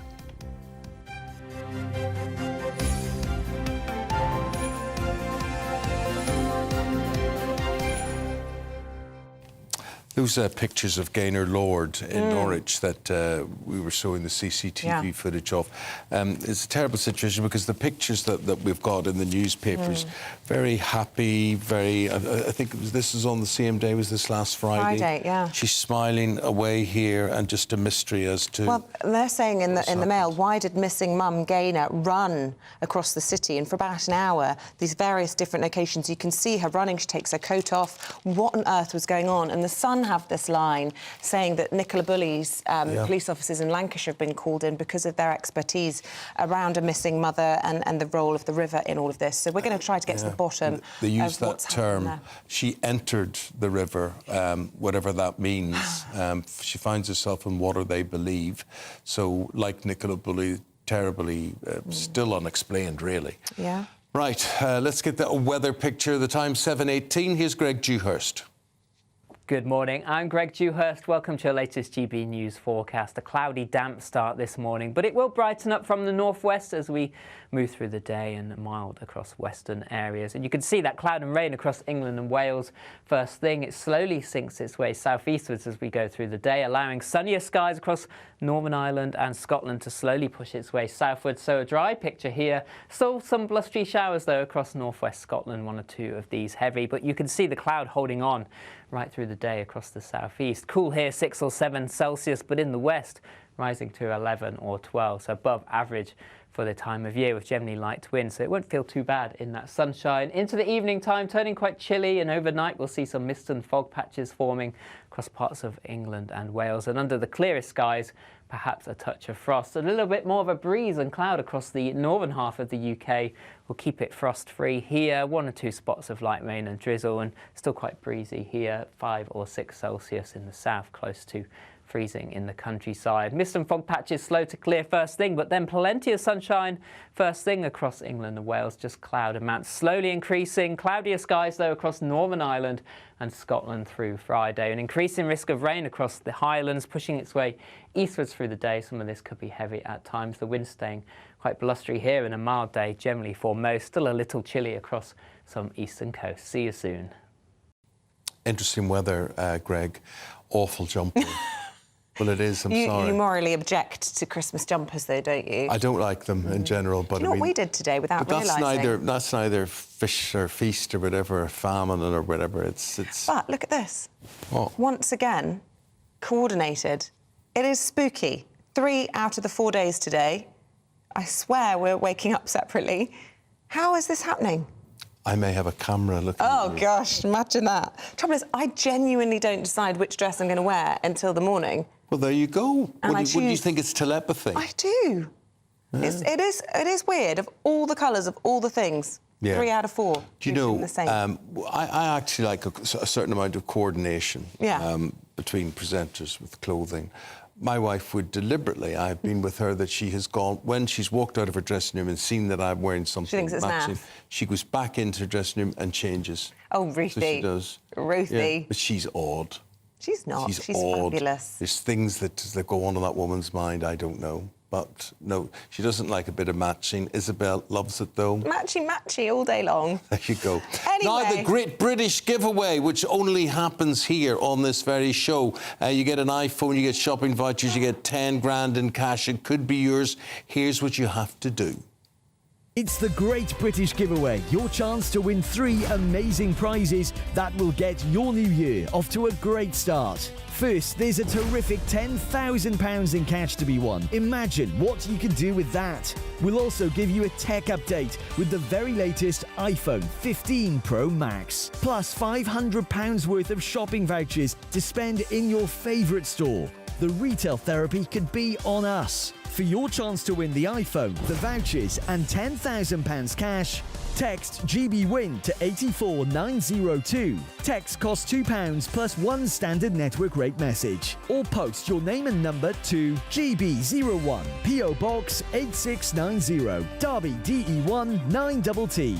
UK only. Entrance must be 18 or over. Lines close at 5 p.m. on Friday, the 5th of January. Full terms and privacy notice at gbnews.com/win. Good luck. We have royalty coming into the studio next. We have got a king, and this is a direct descendant, a reincarnation of King Arthur. He is King Arthur Pendragon. And why is he here, Isabel? Well, he is, I believe, a druid. And he is here to talk about Stonehenge, and we're going to have a very interesting debate about whether or not the tunnel should be built. And it should be, well, for once, I actually think I mean it when I say I think it could be fiery.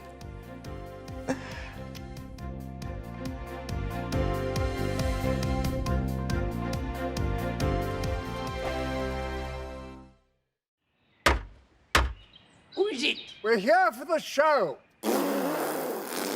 Welcome to the Dinosaur Hour with me, John Cleese. I was married to a therapist. And you survived? I thought we were getting Hugh Laurie. Second best. You interviewed Saddam Hussein. What's that like? I was terrified. I'm playing strip poker with you three. Oh! No, thank you. My CDs need to be put in alphabetical order. Are you going to be problematic again? The Dinosaur Hour. Sundays on GB News. Good afternoon, Britain. Good afternoon, Britain. Join us, Tom and Emily, To find out what's happening in the heart of Westminster. and why it matters to you. Weekdays from midday, we bring you the most compelling stories from across the United Kingdom. And from your doorstep to our inbox. That's right, we want to hear from you. GB News, Britain's news channel. I think the most exciting bit for me is talking to people. People who I think are ignored often by the major news channels. We're going to give news they want to hear. There's a voice there that needs to be heard. I think there's a chance here for a diversity of opinion to be expressed, which you don't find elsewhere. It's really exciting. We don't hold back. We're free to say how decisions that are taken here affects us all around the country. Only on GB News, the People's Channel, Britain's news channel. I'm Michelle Dewberry, and I'm not here to tell you what to think. I'd much rather hear what you have to say. So send in your opinions to gbviews@gbnews.com. Keep them clean, and you never know, I might read them out. With my panel here on Jubes & Co, we debate, we get stuck into the issues of the day on a show where all views are welcome, especially yours. GB News, the People's Channel, Britain's news channel. In the GB Newsroom, we bring you the news as it happens. With our team of dedicated journalists across the UK, we're ready to give you accurate reporting every day. When the news breaks, we'll be there with bulletins on GB News, the People's Channel, Britain's news channel. Your weekend starts here with Friday Night Live with me, Mark Dolan, 8 till 9 on GB News. Big stories, big guests, and big laughs as we get you ready for a cracking weekend. That's Friday Night Live with Mark Dolan. Fridays 8 till 9 on GB News. Bring your own drinks. The admission's free. GB News, unlike other broadcasters, isn't obsessed with the London-Westminster bubble. We think there's a nation beyond the M25, and that's why we talk about the issues that matter across the land. Join me on State of the Nation, 8 to 9 o'clock, Monday to Thursday, on GB News. Daisy's listening, and you should too. Tired of the usual focus-tested, pre-prepared Westminster runaround? Well, so am I. So you want higher taxes? Is your department to blame for this? Are you rethinking this policy? Every Sunday at 9:30, I'll be sitting down with those in power to get the truth about the issues affecting you. Let's be honest, we've known about the cost pressures of this project for years, not months. That's the Camilla Tominey Show, a politics show with personality. On GB News, the People's Channel, Britain's news channel.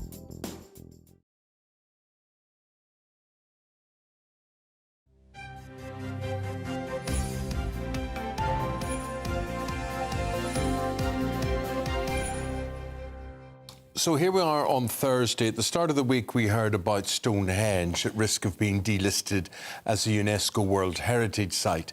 That is if the Transport Secretary plans for an overhaul to 8 miles of the A303 go ahead, and those plans involve a tunnel. Yes, a 2-mile tunnel, and the government say it will reduce journey times and combat traffic jams. Campaigners say.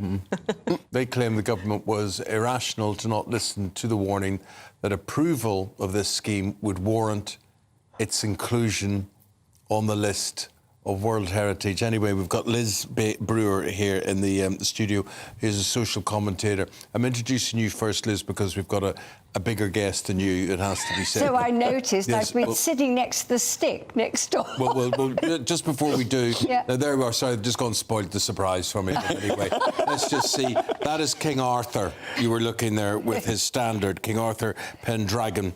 And but Liz, you use the A303 as a commuter. The idea is we take away a lot of the traffic from around Stonehenge and it goes underground, which a lot of motorists, I think, would welcome. Absolutely. But it's not just that. What they're developing there, and this is the sort of argument. I mean, I do understand. You know, this is the most wonderful World Heritage Site. You know, it's one of the great wonders of the world. It is sensational, there's no question.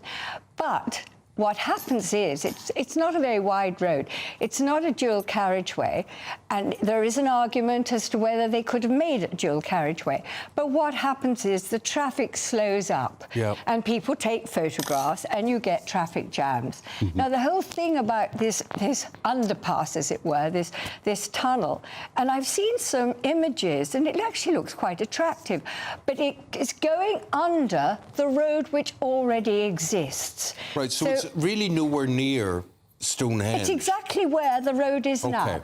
Let's pay due deference and bring in King Arthur Pendragon here, who's a proposed independent Parliament candidate for Salisbury, and you're also a senior druid. That's correct. I'm one of the senior druids down at Stonehenge. And you are right in your assertion that it's not actually going under Stonehenge. But the thing is, these proposals have been talked about since the 1990s. I have been to numerous public inquiries. I've given evidence at numerous times. It's gone out of public consultation. What should build a longer tunnel, which would have come out either side of the World Heritage Site. But the plans that they have at the moment to go ahead with, and they're arrogantly going ahead against the advice of UNESCO and against the advice of the public inquiries, their own inspectorate, they're ignoring all that and going ahead with it. It's a waste of money. Not only that, it's only a partial solution because they're still tunnelling in and coming out from the western and the eastern ends with cut and cover and the infrastructure within the World Heritage Site, and it's going to destroy so much as yet unfound archaeology over at the eastern portal at Brickmead, and at the western portal it's going to come up in the middle of what is regarded as one of the ancient burial centres in these isles, between all the burial mounds, and that is going to do irrefutable damage. I am a druid. I hold that land sacred. Yeah, I don't know how druids earn their money, but I mean, the fact there have been all these inquiries, huge cost to the taxpayer, of course, in all of this. Would you say that it's a waste of money building the tunnel, Liz, or perhaps all this ongoing resistance? I mean, would you have this in any other country? I just want to correct something. So it was July 2021 when it was, in fact, it was turned down on the grounds that it needed some changes. And some of those changes have now been taken into consideration, including you've got archaeologists who are helping with this. You've also got more archaeologists against it than you have got for. Let me finish. And what is happening now is there is an investigation going on, and it has been now granted. Now, it has not been granted. Now, July 2023, it was granted, and in fact, James Strachan, who's the KC, has has pointed out that it's hypothetical that this will be delisted. What they've done is they have done the changes. They have cooperated. They have not. Now what is they're not seeing the bigger picture here? It's not even a question of they're not seeing the bigger picture. The other guest down the other end of the table has not even done her homework. This has been on the table, not since you said, but since the 90s. Back in the 90s, they were given the go-ahead for a cut and cover. No, it may have gone ahead, but we've had the court case was July 2021. Yes, that's the court case, but this is at the end of 40 years of toing and froing. It's a total waste of money, and it's only a partial solution. It's a short tunnel. I'm objecting to the fact that they're going to destroy a World Heritage Site. Okay, they're saying it's conservation. You're saying it's desecration. That's right. What is being desecrated? They're worried about... A World Heritage Site of Stonehenge. It is not being. Yes, it is. It is there. And this motorway... No, it won't be once you start doing all the infrastructure at the western and the eastern. You will not even see the sun set at the winter solstice. His Majesty's point is that we are seeing Stonehenge as an entity in itself. He's saying if you look at the area around exactly, it's a World Heritage Site. You have a road there already, which is absolutely gridlock. Precisely. Yes, okay, that's a road. And excuse me, the boats which are there are from cows from northern England. Well, if you look at my house was built on fields where there are lots of bones from cows from southern England. And excuse me, with the I'm talking about human remains. I'm talking about burial mounds. I'm not talking about cattle. No, absolutely not. They're not being disturbed. Okay. Yes, they are. No, they are not. No, they're not. They will be. King Arthur, what feeling do you get when you are in the area, the sanctity of the area of Stonehenge?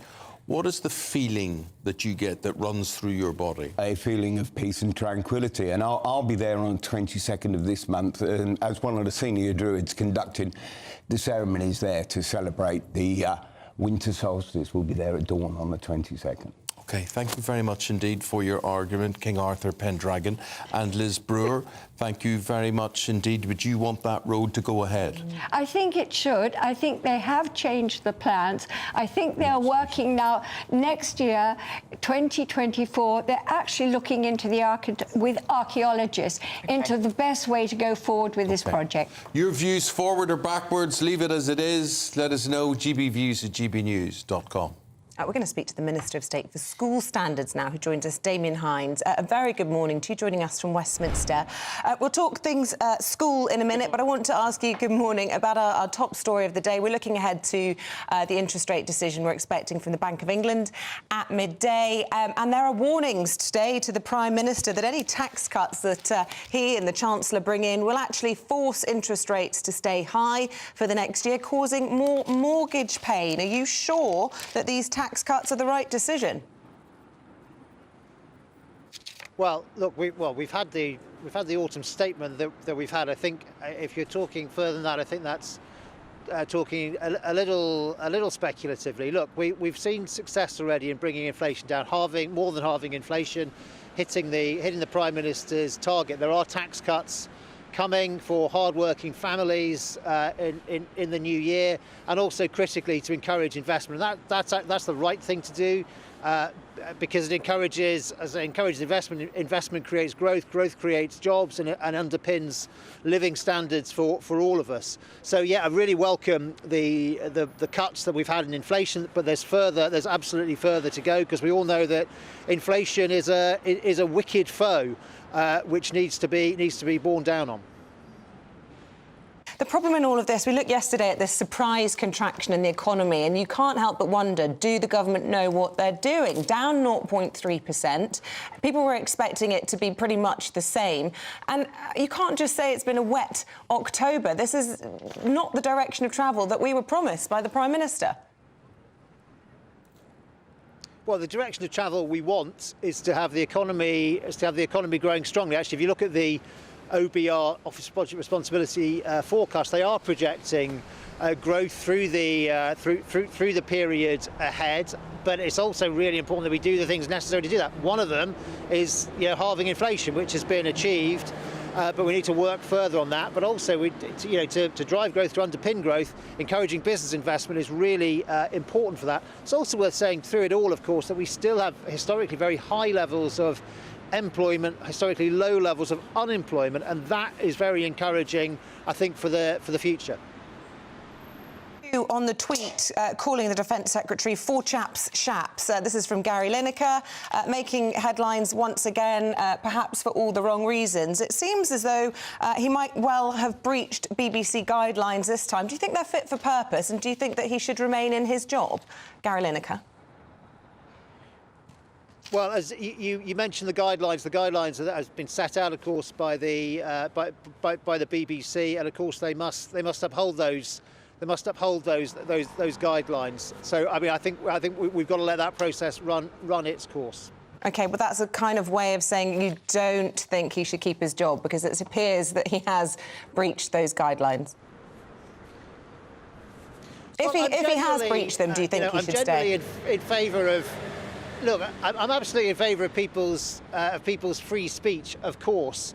But I also think that when you've got a privileged position that comes as a result of working at the BBC, even if some of the activity, the income comes from elsewhere, but the privileged position comes in large part from working at a effectively publicly funded. It's not tax funded, but it is license fee funded institution like the BBC. Then I think it's really important that people are careful about what they do, as all of us in public life need to be careful about what they do. I haven't got a comment to make on it further than that, but the BBC process, I think, has to run its course and be done properly. Can I ask you then about people feeling safe and taking the right course? Do you think it is right for Facebook and their parent group Meta to be introducing encryption to their messaging services? The National Crime Agency saying today that this is actually going to reduce the number of reported paedophiles that come to them and actually put children at harm. Parents should be warned about the risks of Facebook and Instagram. I mean, the online safety bill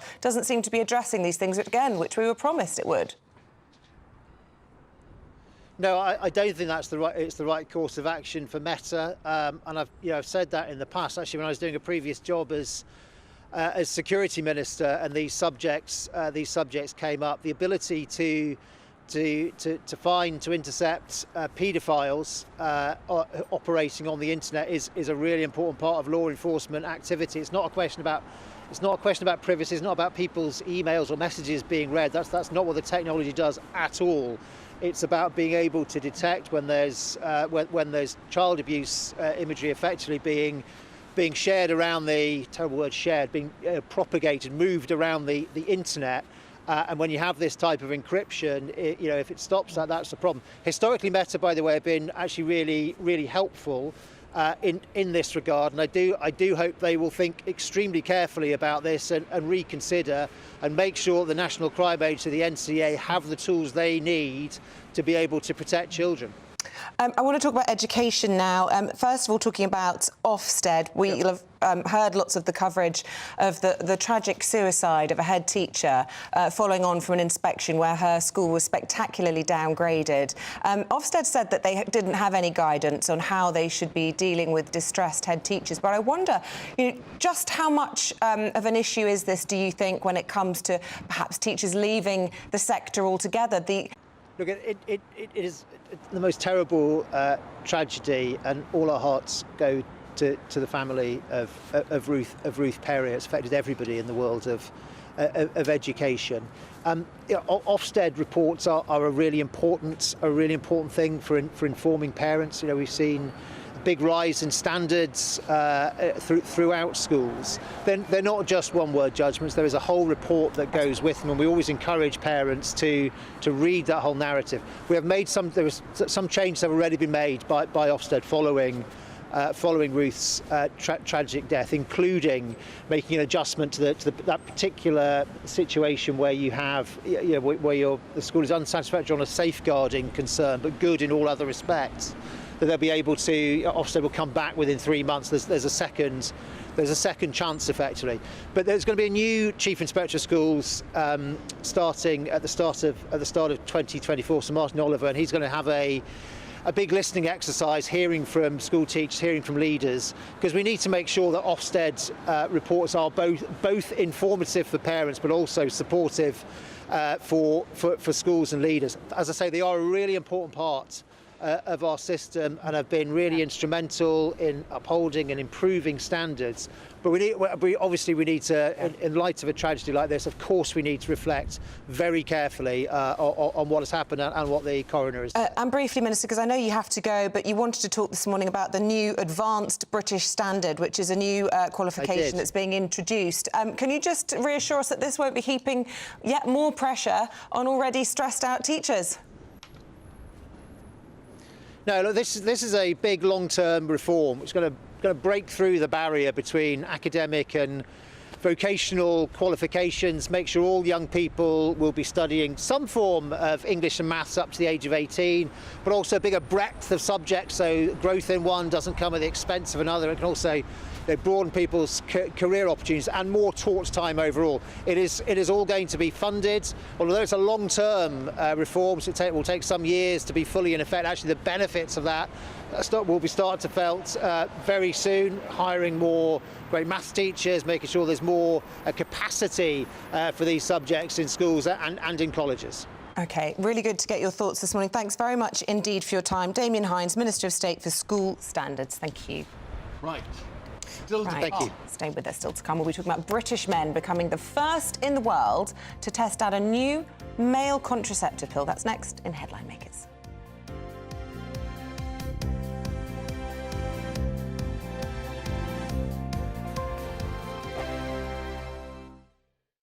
Wake up to the headlines with Headliners every morning at 5 a.m. We treat you to the day's biggest stories before anyone else, 7 days a week. You can catch up on everything you need to know before you've even had your kippers. Headliners every morning at 5 a.m. only on GB News, the People's Channel, Britain's news channel. I'm Andrew Doyle. Join me at 7 o'clock every Sunday night for Free Speech Nation, the show where I tackle the week's biggest stories in politics and current affairs with the help of my 2 comedian panellists and a variety of special guests. Free Speech Nation, Sunday nights from 7 on GB News, the People's Channel, Britain's news channel. Big news, big debates, big opinion. Patrick Christie's Tonight is the week's biggest show. Every weekday, 9 to 11 p.m, we've got the inside track on the day's top stories. There'll be sharp takes you won't get anywhere else. We will set the news agenda, not just follow it, and I want to bring you along for the ride. Whatever it is, we'll have our finger on the pulse. It's news, but it's this close to entertainment. Patrick Christie's Tonight, 9 to 11 p.m, only on GB News, the People's Channel, Britain's news channel. Now then, Lee Anderson here. Join me on GB News on my show, The Real World, every Friday at 7 p.m. I'm not eating bloody cat. Are you delicious. mental? Open your mouth. OK, here comes a train. Reminds me of the scene in Singing in the Rain. Adam, is that a good one? Whoa! Join me at 7 on GB News, Britain's news channel. What you get for breakfast is something that, if we do our jobs right, you will wake up to news that you didn't know the night before. It's a conversation. It's not just me and Eamonn. We want to get to know you, and we want you to get to know us. From 6, it's Breakfast with Eamonn and Isabel. Monday to Thursdays on GB News, Britain's news channel. There's only 3 people you can trust in life. Your doctor, your lawyer, and your nana. I'm not sure. So join me, Nana Aquare, at 3 p.m. every Saturday and Sunday, where we discuss the biggest topics of the weekend. Be ready for battle. Could you be quiet? What is this? It's my new teeth. It's your new teeth. I don't bite. Well, not without a good reason. Always honest, always fun. Every weekend at 3 p.m. on GB News, the People's Channel, Britain's news channel. Every Sunday from 11, join Michael Portillo. There'll be topical discussion, looking at the week before and the week to come. So kick back and relax at 11 a.m. on Sundays on GB News with me, Michael Portillo. GB News, the People's Channel, Britain's news channel. I'm Michelle Dewberry, and I'm not here to tell you what to think. I'd much rather hear what you have to say. So send in your opinions to gbviews@gbnews.com. Keep them clean, and you never know, I might read them out. With my panel here on Jubes & Co, we debate, we get stuck into the issues of the day on a show where all views are welcome, especially yours. GB News, The People's Channel, Britain's news channel. Have a great Saturday night with me, Leo Curse, on the Saturday Night Showdown. It's a crazy world out there, so come and make fun of it with me, my panel of comedians, and a couple of people who actually know what they're talking about. The Saturday Night Showdown is your front row ticket to the clown show every Saturday, only on GB News, the People's Channel, Britain's news channel.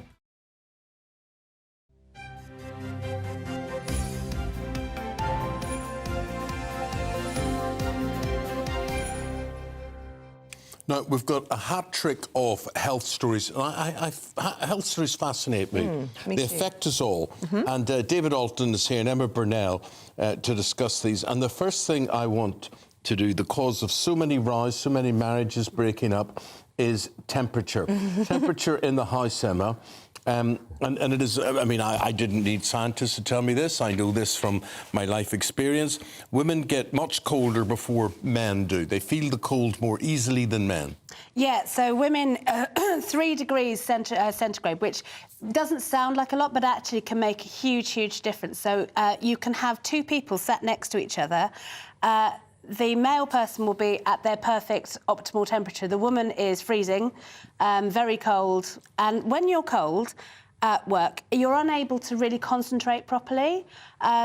So it actually has quite a lot of knock-on effects. It's not just in the home and arguments between spouses, although we all know that the thermostat is ground zero for many domestic wars. But actually, this has impacts in workplaces, in, you know, you could be at the cinema and one of you's shivering to bits and the other one is boiling. Absolutely. So I mean, it's a very interesting story, but it's also worth thinking about, OK, well, how do we make sure that we can have a workplace that works for both people? Because if you then increase the temperature by 3 degrees, the bloke may be unable to concentrate. I don't he's sweltering. function well in heat. But it is interesting, as the question is why. I've heard various theories as to why women are colder, something to do with the blood going to the reproductive organs or concentrating around the reproductive organs. I think that's right. So it goes away from your peripheries, your It fingers, goes, your yes, nose. so your blood is drawn more internally. Yeah. I mean, we just have very, very different physiology. But it's interesting because I'd have thought women have higher fat rates, don't they? Because they have to store fat for breastfeeding, is the theory, than men.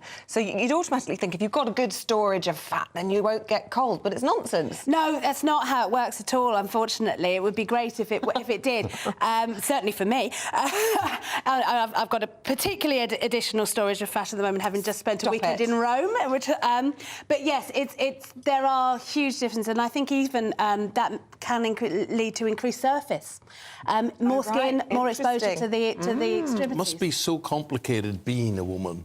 So many different things, so many things to go wrong. It's not wrong, Eamonn. You're not wrong. Very simple to be a man. Having a highly tuned car, you know, so many bits of it are ready to go wrong. That's true, and of course, Emma is right that this can be ground zero in some households. My wife and I are often in this situation of either wanting to put the thermostat up or down, depending on our physiology.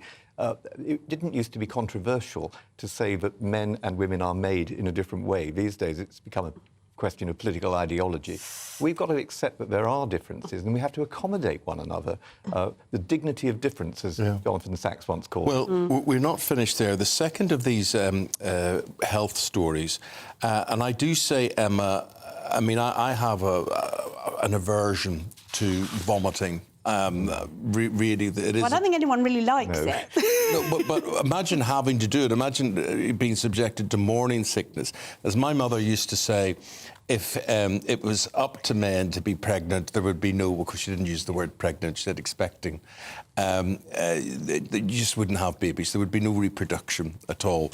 Morning sickness, a misery for so many people. Tell us about the latest advances on this. So something like 70% of women suffer morning sickness during pregnancy. It turns out that there is a particular hormone. So the thing that causes this morning sickness is that most women have a low rate of this hormone, and then it's absolutely an essential hormone for pregnancy. So it floods in to the body very quickly. As soon as you're pregnant. And that's what causes that suffer morning sickness, Isabel? Not to the extent that I was vomiting, which would I think have brought relief. But there was, particularly my second pregnancy, I felt very nauseous for about 12 weeks. But I'd be very, very reluctant, even if they told me this is a safe drug, to touch anything because of everything that's happened with thalidomide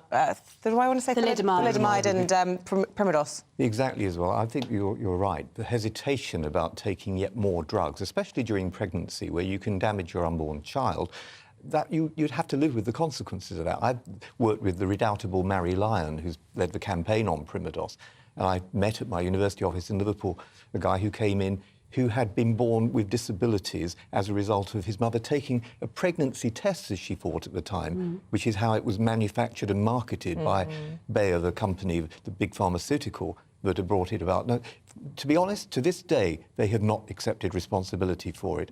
And like thalidomide victims, people have got to then live with the terrible consequences. Yeah. So this is the worry, isn't it? The unintended consequences. And I agree that I think we need to be very, very cautious, but I also think that women, 50% of the population, not all of them have children, I haven't had children, but if that many people are going through that much sickness and it causes some... Well, I think there's a difference between morning sickness and the stuff that Kate Middleton suffered. I can't remember what the term, that gravidaris something Is or it other. not the same thing? Hers was so bad she had to be admitted to hospital because she couldn't hold any food down. But when I was suffering morning sickness, it was horrid, and those first 12 weeks were awful. It was like a permanent hangover. But I was being told by medical professionals it was a sign of a healthy pregnancy. It was actually an indication when you didn't have a bump that you were still pregnant, because, of course, you've got high risk of miscarriage at that stage. I quite like knowing that I was feeling sick, because I felt like everything was coming along. You're absolutely right.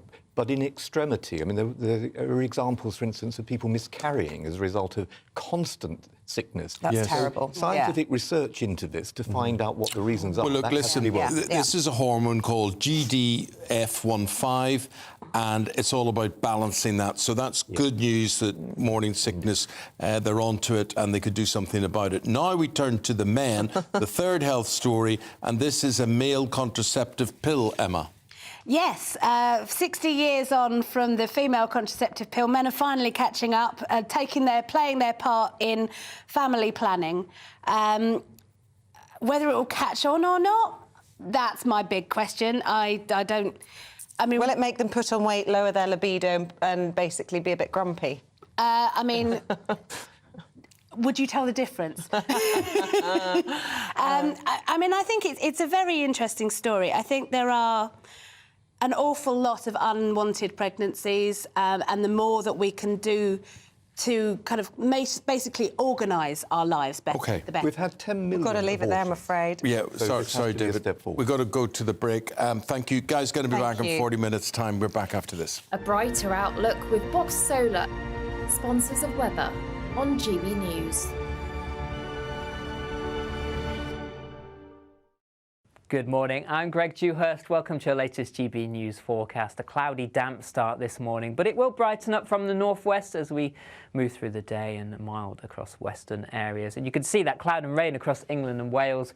First thing, it slowly sinks its way southeastwards as we go through the day, allowing sunnier skies across Northern Ireland and Scotland to slowly push its way southwards. So a dry picture here. Still some blustery showers, though, across northwest Scotland, one or two of these heavy. But you can see the cloud holding on right through the day across the southeast. Cool here, 6 or 7 Celsius, but in the west, rising to 11 or 12, so above average for the time of year with generally light winds, so it won't feel too bad in that sunshine. Into the evening time, turning quite chilly, and overnight we'll see some mist and fog patches forming across parts of England and Wales, and under the clearest skies, perhaps a touch of frost. A little bit more of a breeze and cloud across the northern half of the UK will keep it frost-free here. 1 or 2 spots of light rain and drizzle, and still quite breezy here. 5 or 6 Celsius in the south, close to freezing in the countryside. Mist and fog patches slow to clear first thing, but then plenty of sunshine first thing across England and Wales. Just cloud amounts slowly increasing. Cloudier skies, though, across Northern Ireland and Scotland through Friday. An increasing risk of rain across the Highlands, pushing its way eastwards through the day. Some of this could be heavy at times. The wind staying quite blustery here, and a mild day generally for most. Still a little chilly across some eastern coasts. See you soon. That warm feeling inside from Boxed Boilers, sponsors of weather on GB News.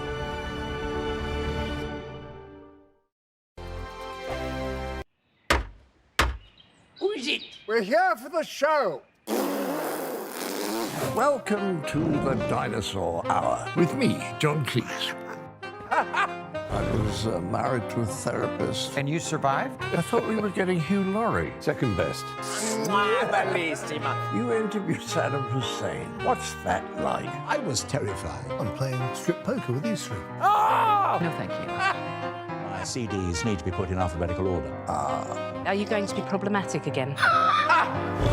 The Dinosaur Hour. Sundays on GB News. Good afternoon, Britain. Good afternoon, Britain. Join us, Tom and Emily, To find out what's happening in the heart of Westminster. and why it matters to you. Weekdays from midday, we bring you the most compelling stories from across the United Kingdom. And from your doorstep to our inbox. That's right, we want to hear from you. GB News, Britain's news channel. I think the most exciting bit for me is talking to people. People who I think are ignored often by the major news channels.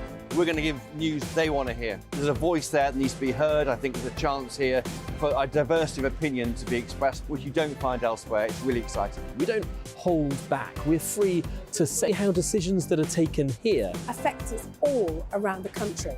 Only on GB News, the People's Channel, Britain's news channel. I'm Michelle Dewberry, and I'm not here to tell you what to think. I'd much rather hear what you have to say. So send in your opinions to gbviews@gbnews.com. Keep them clean, and you never know, I might read them out. With my panel here on Jubes & Co, we debate, we get stuck into the issues of the day on a show where all views are welcome, especially yours. GB News, the People's Channel, Britain's news channel. In the GB Newsroom, we bring you the news as it happens. With our team of dedicated journalists across the UK, we're ready to give you accurate reporting every day. When the news breaks, we'll be there with bulletins on GB News, the People's Channel, Britain's news channel. Your weekend starts here with Friday Night Live with me, Mark Dolan, 8 till 9 on GB News. Big stories, big guests and big laughs as we get you ready for a cracking weekend. That's Friday Night Live with Mark Dolan. Fridays 8 till 9 on GB News. Bring your own drinks. The admission's free. GB News, unlike other broadcasters, isn't obsessed with the London-Westminster bubble. We think there's a nation beyond the M25, and that's why we talk about the issues that matter across the land. Join me on State of the Nation, 8 to 9 o'clock, Monday to Thursday, on GB News. Daisy's listening, and you should too.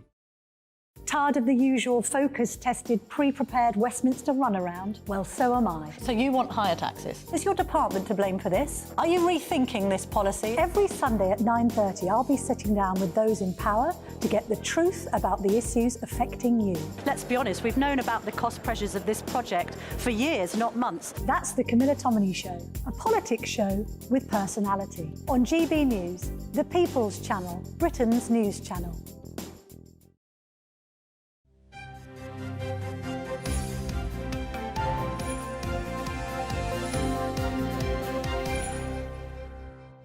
Very good to see you. 8 o'clock Thursday, the 14th of December. Breakfast with Eamonn and Isabel.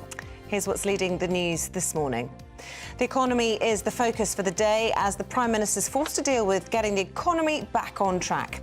It comes as a final interest rate decision of the year is looming at midday, and Liam Halligan will have all the latest. It is decision day at the Bank of England at 12 noon. The 9 members of the Monetary Policy Committee will decide if interest rates stay where they are or if we get a cut in time for Christmas.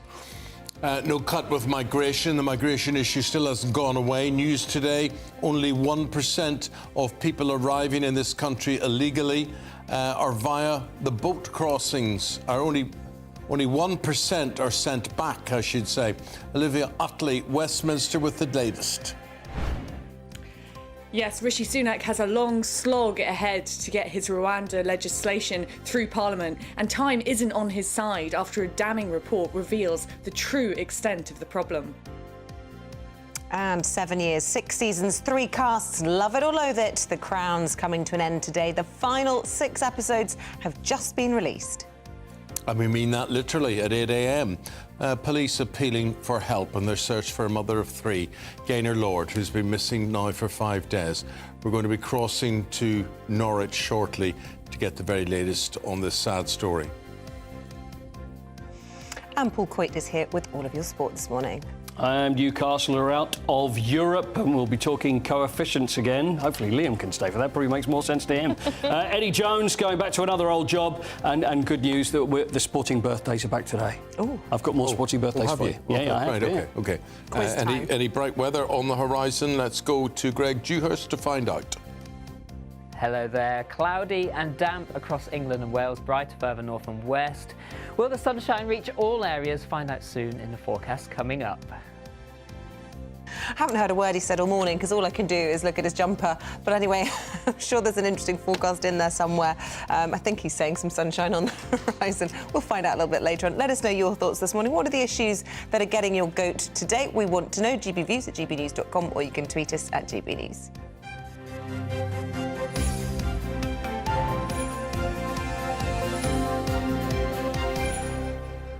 The top story this morning, Britain's economic growth has flatlined. The total size of the economy has shrunk. Well, later today, the Bank of England will hold their final rate-setting meeting for the year. And after raising interest rates to combat inflation, the Chancellor suggested this is to blame for what he called subdued GDP. GB News economic and business editor Liam Hannigan's in the studio. The Chancellor called this inevitable. What do you think? We did have some pretty bad GDP numbers yesterday. The economy contracted. And why did it shrink? It shrank, Eamonn, because we've had 14 interest rate rises since December 2021, and the lagged impact of those is now taking effect. But what's going to happen today? The Monetary Policy Committee, the 9 economists at the Bank of England, they're going to set interest rates for the final time this year. They meet 8 times a year. Interest rates are now at 5.25% because inflation's been so high. But inflation's falling. We've seen a big drop down from 11.1% inflation last October to around 4.5%. The cost of living still going up, but at a much slower pace. A lot of people think the next move in interest rates is going to be down, which means mortgages will get cheaper, personal loans will get cheaper, business loans will become cheaper, but probably not today. I'd like to say we're going to see an interest rate cut in time for the turkey, but I don't think it's going to happen. Probably the first interest rate cut not going to be until the middle of next year, but the next move will probably be down. I spend most days thinking I would hate to be the Prime Minister. I certainly would hate to be the Chancellor because there's so much noise swirling. Yesterday we hear the economy's contracting. He wants to bring in tax cuts in the new year. Then the papers are warning him this morning, you bring in tax cuts, that's going to mean interest rates are kept higher for longer. That's mortgage pain for more people.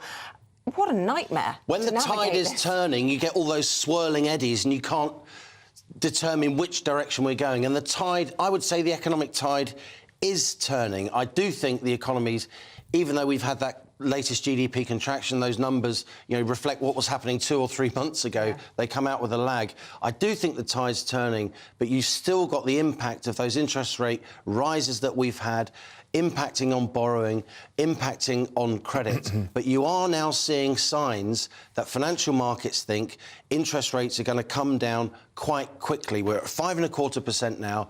A lot of people are predicting in the markets we could have interest rates of 4.25% by this time last year, a full 1 percentage point reduction, which would make a real impact. Massive difference, yeah. And that's why I think it may be the case, if Rishi Sunak can cling on to power, the Tories may hang around and play a long game before they have a general election, trying to wait if and when that economic feel-good factor comes through, which should try and change their fortunes. Yeah. Well, OK, Liam, from financial markets to Christmas markets, we're going to our man Will Hollis now.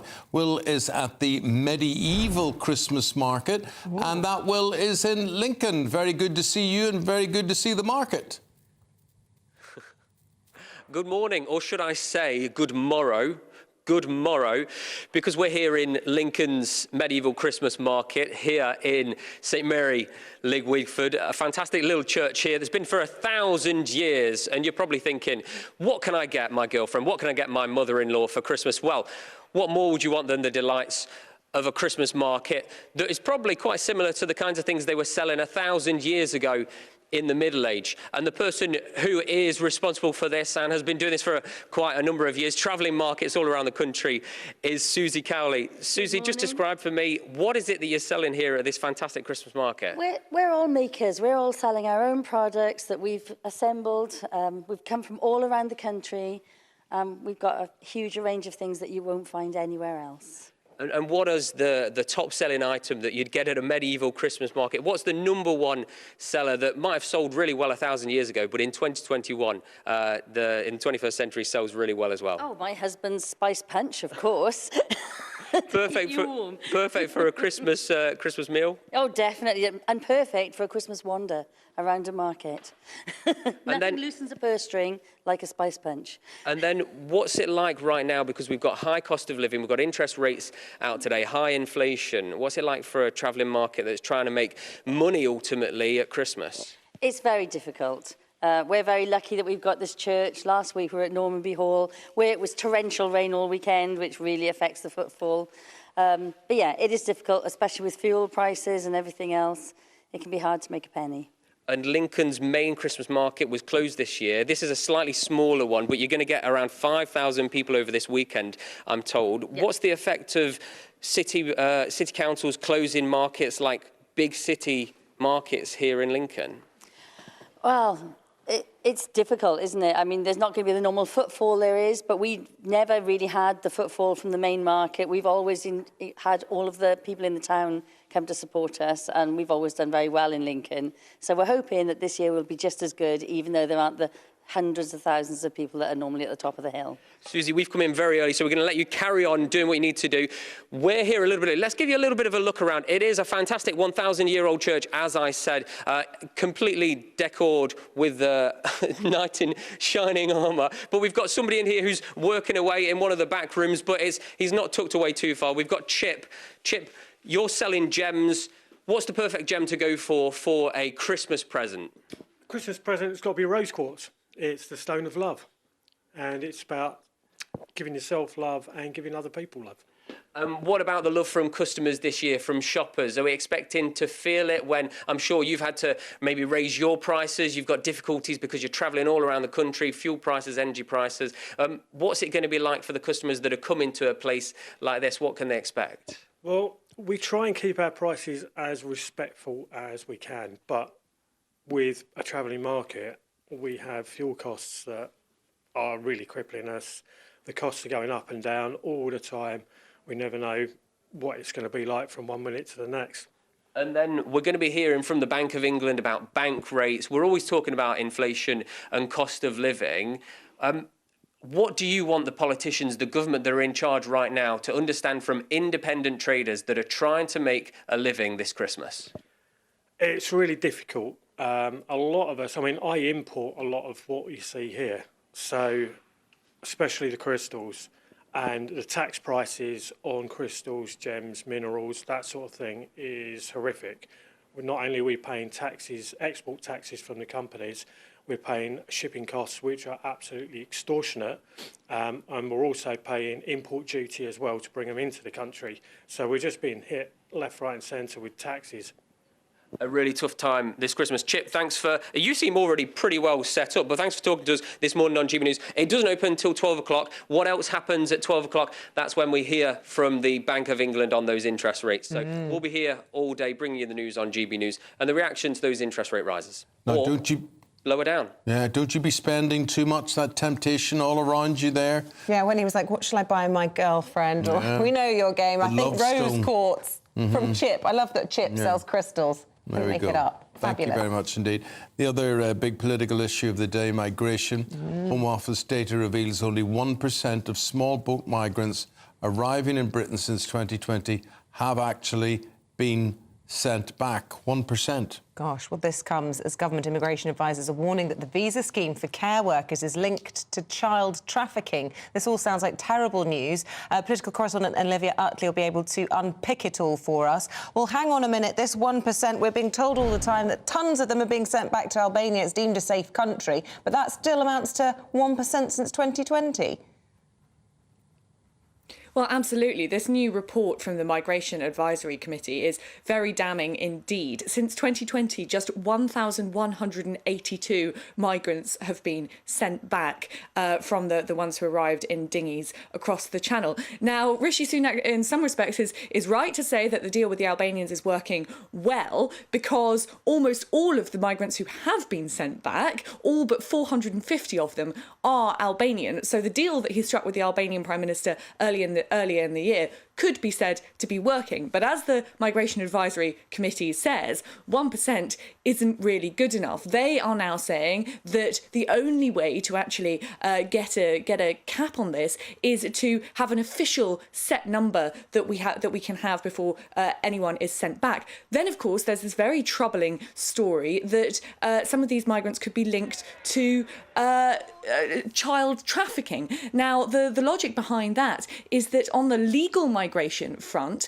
there are people who are coming over to the UK and who are claiming that they have certain numbers of dependents, young dependents, under 18s. And then upon investigation, it turns out that the people who they're claiming are their dependents are actually total strangers to them. And so the Migration Advisory Committee suggests, reading between the lines, if you like, that could be a clear indication, really, of child trafficking. Why else would you be bringing children over to the UK who you don't know at all? So there are two separate issues, really, going on here. You've got the Migration Advisory Committee has thrown light on. You've got the illegal migration problem, which, as we know, is getting worse and worse by the day. That's the problem which Rishi Sunak is trying to sort out with the Rwanda legislation. Then you've got the problem of legal migration hitting an all-time high. A couple of weeks ago, it was reported that it has got up to around 750,000 migrants per year, which is, astonishingly high, higher than it's ever been before. David Cameron wanted to get it down to under 100,000 migrants per year. So it's two different issues here running parallel to each other, both of which Rishi Sunak desperately needs to get a grip on. Some sad news, but significant news I'd like to reflect on. The wife of former Labour Party leader Neil Kinnock, Glenys Kinnock, herself a social campaigner for so many years. Her funeral takes place today. Well, yes, very sad news. Glenys Kinnock's funeral taking place today. She suffered with dementia over the last years of her life. It's set to be a pretty grand affair. We're expecting to see Tony Blair, Gordon Brown, Keir Starmer will probably make an appearance. Glenys Kinnock, of course, the wife of Neil Kinnock, and also a Minister of State in her own right. She taught for 30 years in a classroom and then had this incredible second career at the end of the new Labour government. So it's set to be a really beautiful send-off. Yeah, and mother of Labour Shadow Minister Stephen Kinnock as well. Thank you very much indeed. Now, this is a really worrying story. Police are searching for a missing mother of three. They say they're also in contact with the detectives who worked on the mother Nicola Bulley case. This is to learn lessons from that investigation. Well, Gaynor Lord disappeared whilst walking her dog, Lancashire, last January. Oh. No, that's no, that was Nicola Bulley. No. Oh dear. But these pictures relate to that lady, Gaynor Lord. Gaynor Lord. CCTV footage being released showing her. She's 55 years of age. She left work last Friday afternoon, crossed the city of Norwich, and last seen walking through Norwich city centre. Well, let's cross to our reporter, Theo Jacumba, who's in Norwich for us this morning. Look, this is on the front of many of the papers, a familiar scene, an attractive, smiling mother of three. The headline for the Mail, why did missing mum Gaynor run across the city? She was captured on so many different CCTVs cameras after she finished work on Friday afternoon. Yes, well, a very good morning to you. It remains a mystery after we saw those CCTV footage, which was released yesterday afternoon by Norfolk Police of Gaynor Lord going through the city centre here in Norwich. She'd left work just after 2 p.m, just over an hour earlier than she was meant to leave. Her shift was finishing around 4 p.m. She works at a department store here in this city, and she's been reported missing since last Friday. It's coming up to 6 days now, and Norfolk police are working in this area, searching and investigating to establish what happened during that time. And just over my right shoulder you may be able to see a white tent. Now some of her items, belongings and ID were found in this area, and police have been looking particularly here, working with a specialist dive team as well, who were working into the evening yesterday and this morning. We haven't seen a sight of them yet, but there is still police presence. It's cordoned off around the park. And we also heard from Norfolk Police's Superintendent Wes Hornigold. He gave us the latest update, and this is what he had to say. We are continuing the work that we have been doing since Friday night here at Wensum Park, conducting searches both on land and in the water. Today we've been joined by a specialist dive team who are in the water now, and they're supporting the search in terms of getting into those deeper parts of the River Wensum, which then obviously supports all of the search work that we've already done here at the river.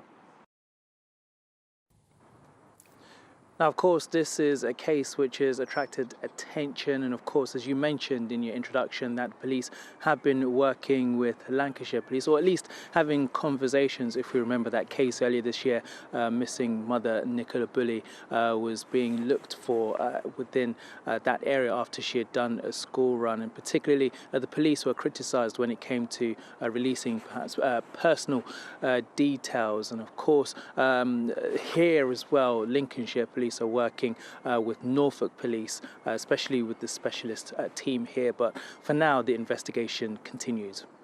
Neil, thank you very much indeed. If you have any information there, anything you can add to that story, please do get in touch with the police. So out of character, so worrying for all three of her children. So strange that items of her clothing and her belongings were found in different locations, her coat found in the river.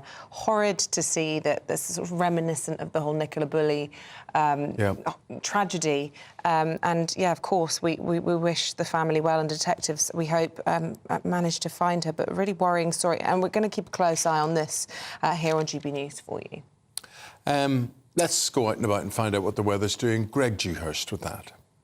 Good morning, I'm Greg Dewhurst. Welcome to your latest GB News forecast. A cloudy, damp start this morning, but it will brighten up from the northwest as we move through the day, and mild across western areas. And you can see that cloud and rain across England and Wales.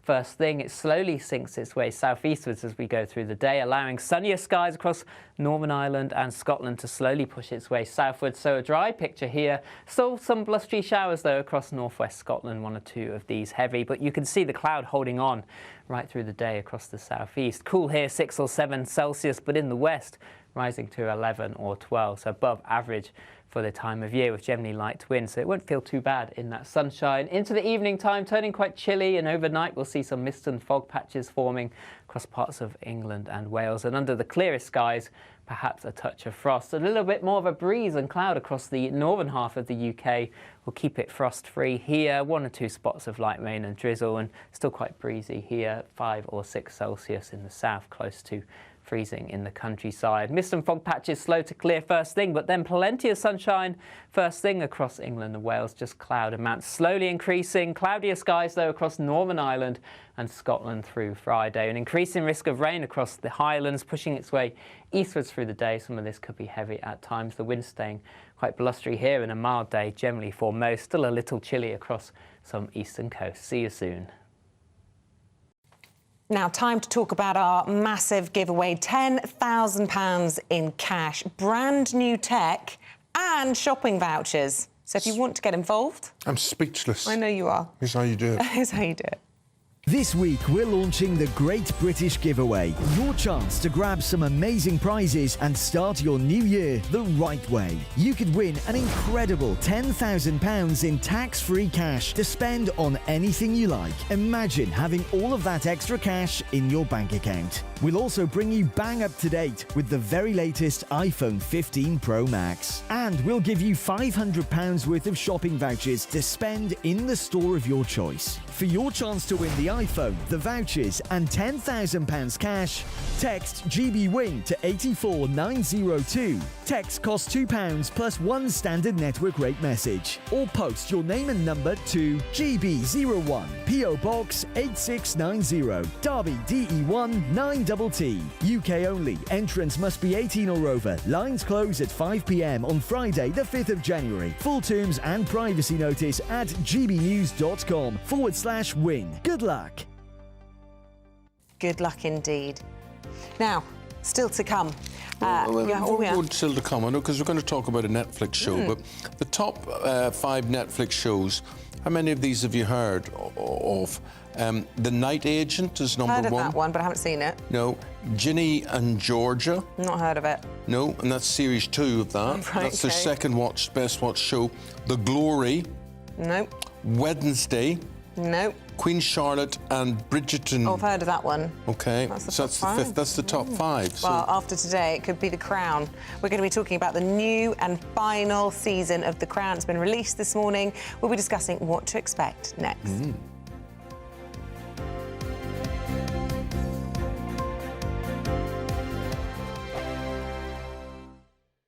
Wake up to the headlines with Headliners every morning at 5 a.m. We treat you to the day's biggest stories before anyone else, 7 days a week. You can catch up on everything you need to know before you've even had your kippers. Headliners every morning at 5 a.m. only on GB News, the People's Channel, Britain's news channel. I'm Andrew Doyle. Join me at 7 o'clock every Sunday night for Free Speech Nation, the show where I tackle the week's biggest stories in politics and current affairs with the help of my 2 comedian panellists and a variety of special guests. Free Speech Nation, Sunday nights from 7 on GB News, the People's Channel, Britain's news channel. Big news, big debates, big opinion. Patrick Christie's Tonight is the week's biggest show. Every weekday, 9 to 11 p.m, we've got the inside track on the day's top stories. There'll be sharp takes you won't get anywhere else. We will set the news agenda, not just follow it, and I want to bring you along for the ride. Whatever it is, we'll have our finger on the pulse. It's news, but it's this close to entertainment. Patrick Christie's Tonight, 9 to 11 p.m, only on GB News, the People's Channel, Britain's news channel. Now then, Lee Anderson here.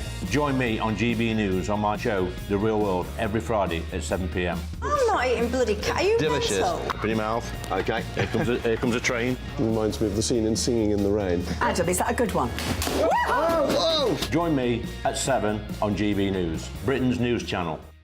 What you get for breakfast is something that, if we do our jobs right, you will wake up to news that you didn't know the night before. It's a conversation. It's not just me and Eamonn. We want to get to know you, and we want you to get to know us.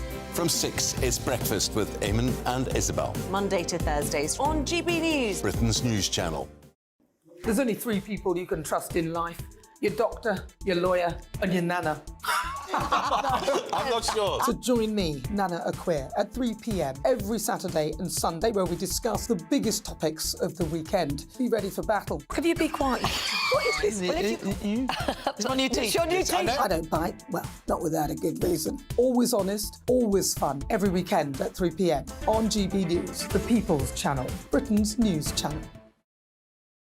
Every Sunday from 11, join Michael Portillo. There'll be topical discussion, looking at the week before and the week to come. So kick back and relax at 11 a.m. on Sundays on GB News with me, Michael Portillo. GB News, the People's Channel, Britain's news channel. I'm Michelle Dewberry, and I'm not here to tell you what to think. I'd much rather hear what you have to say. So, send in your opinions to gbviews@gbnews.com. Keep them clean, and you never know, I might read them out. With my panel here on Jubes & Co, we debate, we get stuck into the issues of the day on a show where all views are welcome, especially yours. GB News, the People's Channel, Britain's news channel. Have a great Saturday night with me, Leo Curse, on the Saturday Night Showdown. It's a crazy world out there, so come and make fun of it with me, my panel of comedians, and a couple of people who actually know what they're talking about. The Saturday Night Showdown is your front row ticket to the clown show every Saturday. Only on GB News, the People's Channel, Britain's news channel.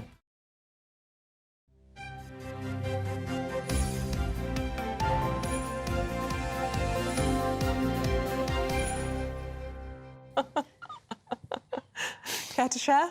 Well, yeah, I was looking. There's a word in front of me now that I said to Isabel, this is a new word for me. I don't know what trendy slang language guggernaut is, G-U-G-G-E-R-N-E-T. And Isabel said... I think that's just spelt wrong on the autocue. There's no such thing as a guggernaut. It's a juggernaut. The Crown we're talking about, released 26 minutes ago on Netflix. It comes to an end, the whole series, the whole 6 series comes to an end today. Yeah, I've just seen it's got 3 stars, I think, in some of the broadsheets already. I don't know how that's happened. But the final 6 episodes of season 6 will premiere... Oh, it's already premiered. So it's been 7 years, 3 casts later, and the final episodes are now looking at the period following Princess Diana's death. OK. Here in studio to discuss all of this as to what... Oh, no, we have a clip, which is good for me because I've never seen an episode of it. Let's have a look. No, we don't have a clip. There we are. What a guggernaut of a thing to happen there. Anyway, as I was about to tell you, Ellie Phillips, showbiz correspondent, here to give her assessment of all of that.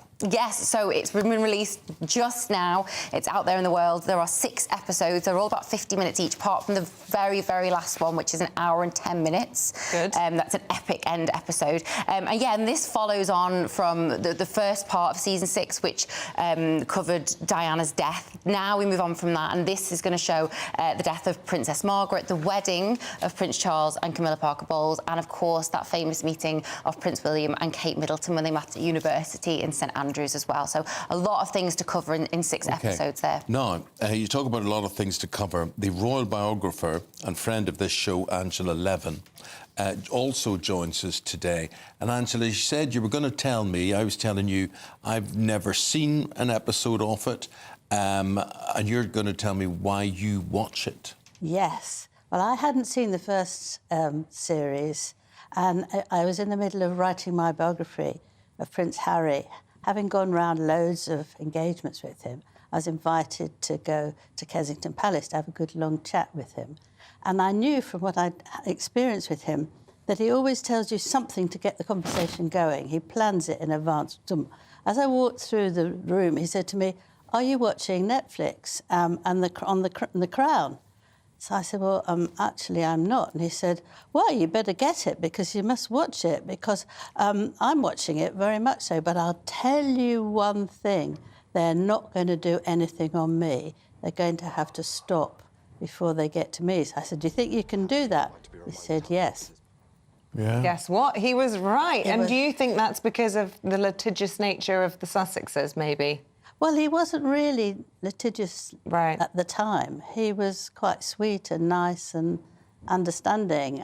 He was going out with Meghan, but he wasn't so spiteful and nasty. But he hasn't been able to control Netflix, has he, at all? No. The last episodes, he was just a tiny bit, and he couldn't have got cross with that. But I haven't had, it's not been on yet to see what happens with him here, because he'll be the most furious of them, and then he'll be stuck in a rock and a hard place because he wants to work with Netflix, but can he sue them at the same time for invading his privacy? Well, you never know, Ellie. This could actually do wonders for Harry because this is the golden era. This is the era where William met Kate, where they were a trio. He was always hanging around looking for somebody like Kate to marry, and we all loved him. Absolutely. I think they're going to end on a high, hopefully. I don't know how much is going to focus on him. A lot of the preview stuff hasn't really shown his involvement that much because he was so much younger. But I think, if it does go into that and it shows them as this 3, it will remind people of the good days, if you will, when we fell in love with them as this trio. But as much as he's said, oh, they're not going to touch me, they're not going to go there, and they say now that this is the last series, I don't know. Netflix make a lot of money off this. They've ended the deal with Prince Harry and Meghan Markle. So who knows moving forward if they're like, well, you know what, we've got to make up the money somewhere, and the viewing figures are guaranteed with this, and ultimately it's a fictional dramatisation. How much can they sue us for it, you know, moving forward? So who knows? I would be surprised if they don't come back in a few years. It's a fictional dramatisation based on fact. Based on fact, yeah. And Angela, how well do they pull all of that off? I mean, we're talking about, you and I will be senior enough to remember the heydays of something like Peyton Place or Dallas. I'm trying to think of what else there was in the culture that could have equalled this sort of interest. But I think it's very well done, so it does captivate you. But if you actually delve into it, I think it's quite unkind to most of the royal families. The Queen Mother was presented as sort of gaga, and the Queen was presented as someone who's very frightened of her husband and nervous. And it says in one of the things today that she's very worried at the end what's going to happen to the monarchy.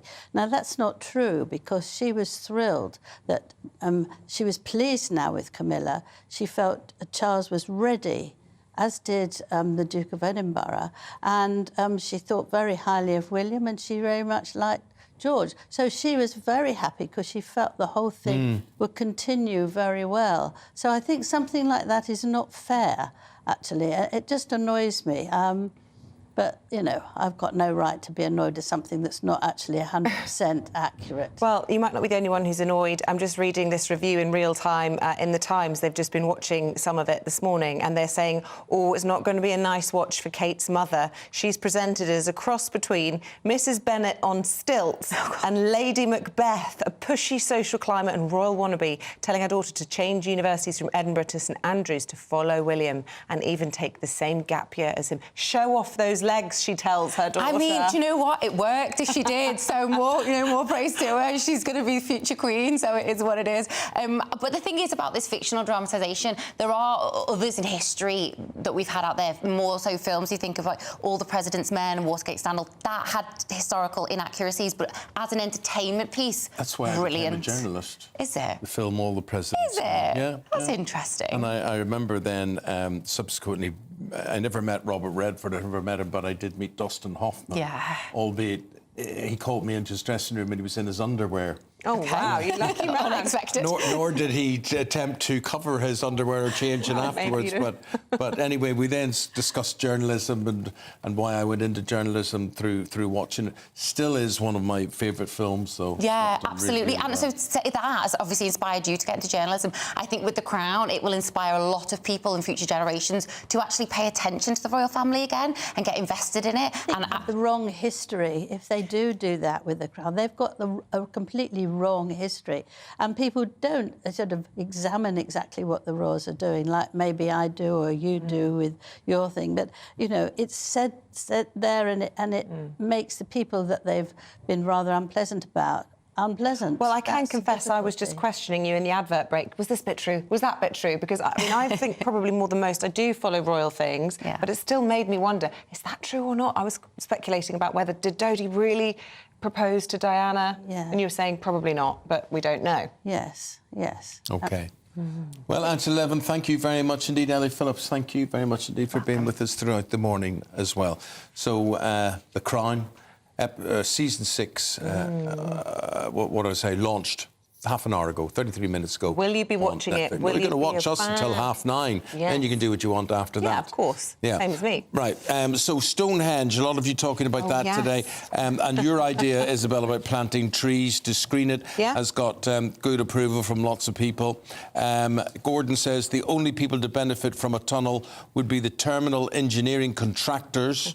I'm wondering if this is going to be the savings from HS2 spent on this. Mike says it's a waste of money. The cost, like everything else the government gets, its mitts into spirals to ridiculous amounts of money.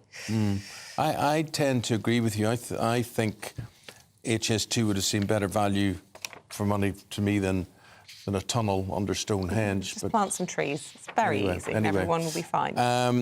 Paul Coit, with what's happening sports-wise, my friend, what are you starting with? I will start with Newcastle, unfortunately, out of Europe, just like Manchester United. So not only the fact that they're out of the Champions League, but because they came fourth in their group, it means they're now out of Europe, which affects our favourite word of the day, which is coefficient. Coefficient, right. Coefficient, which, to cut a very long story short, and I know I made it long before, in Europe in the Champions League next year, it's going up to 36 teams, and it will affect how well each country... How am I doing so far? No, you've lost it I've lost it again. I thought I was really getting somewhere. Well, you don't convince me you actually know what you're talking about. I absolutely do not. Right.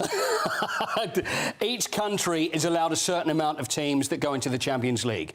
At the moment, with England, it's 4. According to the coefficient, which depends on how well each country's teams do in the Champions League this year, will affect how many go through. So we could have 5 next year, but the fact that Manchester United and Newcastle are now out of Europe gives us less chance because you get points. Am I a bit odd? I don't really care about European competitions. I mean, I know it's... I've put my best work into this and you tell me you don't care already? No, I suppose as a fan, I'm supposed to think that the Champions League is the ultimate and everything. And, you know, having won it 3 times, I think, you know, Manchester United, you know, have done very, very well and of course apply a great history in that. Yeah. But all these were great when they were knockout stages. When they go to these leagues and coefficients, I agree. Whatever. The start is the boring bit. And it's once you get to the knockout, it's like any cup competition. Knockout is interesting. The league bits, like the World Cup, is the same thing. When we go to the knockout, that's when people will start. And the league bits are the bits where they generate money and keep everybody happy. Because the more games, the more coverage, the more people, the more advertising. It's all about the cash. It's all about the cash. Eddie Jones, talking about cash. Eddie Jones has done quite well for himself. He's got himself another job. He just keeps going backwards. So Eddie Jones, who was the England coach, before that was the Australia coach, before that was the Japan coach. So what he's actually done now, he's gone back to Australia and now he's gone back to Japan. So he's going so far back, we think that he may actually be a delivery boy in some Sydney place, which is where he'll probably end up doing his job because he's going back to every other job he's done. It's funny, when you look, he couldn't have been that bad that they wanted rid of him. You know, it's interesting that you're welcome back to where you've been before. Because that's where they had success. As we often see, don't go back. You know, you get success at a place and it ends up not working and you always remember the good times. So maybe, but he did walk out in Japan to come to England. So maybe they're thinking, you know, it hasn't been as good as it was before. Sports personality of the year, right, next Tuesday night. And as for people whose names should be in it, you mentioned Josh Kerr. Yes. Who's a 1,500-metre runner. Jean says only people who deserve to be on the short list are Alfie Hewitt. Tennis we have. Katarina Johnson-Thompson. And she asks a very good question. She said, where is Josh Kerr and where's Ronnie O'Sullivan? Ronnie O'Sullivan as well. It's almost like, well, snooker, we're not going to put snooker in, but he's one of our greatest sportsmen of all time. There's no question. Josh Kerr, 1,500 metres, he won the world title. How can you not even get on the shortlist, for crying out loud? I mean, Katarina Johnson-Thompson deserves to be there. She won the world title. Josh did as well, but he is not included. My friend, you're going to do these famous sports birthdays today? I know we enjoy the birthdays. Isabel, I hope you're ready for these. We've got 2. See if you can spot who they are and please, and how old they are today. Sporting legends. Owen. Michael Owen, how old today, Michael Owen? OK, 45. 45? And that sounds... Yeah, you're in the ballpark. Yeah, that sounds quite good. Why are there a pair of shoes beside Well, him? you'll see. You keep your eye on Michael Owen for the moment. I'll say 46. 44 is the answer. 44. No. Now, those shoes, they're a pair of Stan Smiths. Right, yes, Stan Smith, Stan Smith, Wimbledon. the Wimbledon champion, 1972. The shoes came out in 1978 and still a fashion staple around the world. But how old is Stan today? Well, you see, Stan always looked old. He did always look old. He never had any hair, so you look at him there. There he is. He's probably, 30 there. 60. And you look... he could be 65 in that picture, so he could. He could be, yeah. So, he was actually 16 in that picture, by the way. So wait a minute, 70 is what, 50 years ago? Yeah. So I'd say he's about... he has to be 70 plus. He has to be... Well, come on, you're doing well. He has to be 76. 76? Oh, Isabel. I say 65, but I might up it to 68. 77 today. You know what? I'm going to give you the points. Thanks very much. Good work. Thank you. Very good work. Wear the shoes, watch the tennis. What a guy, Stan Smith. But I remember, I never would have bought any of his paraphernalia because he was an old man. Yeah, I know, but the shoes are timeless. He may not be, but Home you must over the have a pair. back as well. You know, I heard all that the too. rage. Stan Smith. But he's competing against, at that stage, Jimmy Connors would have been on the scene. That's right, yeah, came in young. Nastasi. Nastasi. He beat Nastasi in the final. Oh, yeah, what a player Nastasi Nastasi never won a Wimbledon final, but Stan Smith beat him in the final. There were never any Ilie Nastasi shoes, though, were there? Yeah, but see, I would have bought those. Would you? Yeah, definitely. Yeah, the bad boy. Yeah. No, just a good-looking boy. Good. It was, yeah. It's a fine Never tennis show you a player. picture of me Bit too playing much of tennis. this, though. Bit too much of this, I think. That's it, yeah. Ilie A bit like Nastasi. you. Shut up. A bit like you. Yeah, It's no, all but I'm over. nice with it, though. It's all over. Thank you very much indeed, Right, Paul. stay with us. Coming up, we're going to be talking about lots of interesting stories, music, how it helps tackle anxiety and dementia, but also, have you ever suppressed a sneeze? Yeah. It's very, very dangerous. Find out why after this.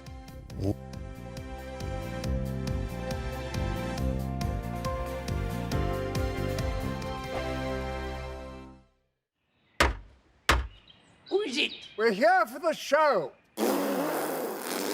Welcome to the Dinosaur Hour with me, John Cleese. I was married to a therapist. And you survived? I thought we were getting Hugh Laurie. Second best.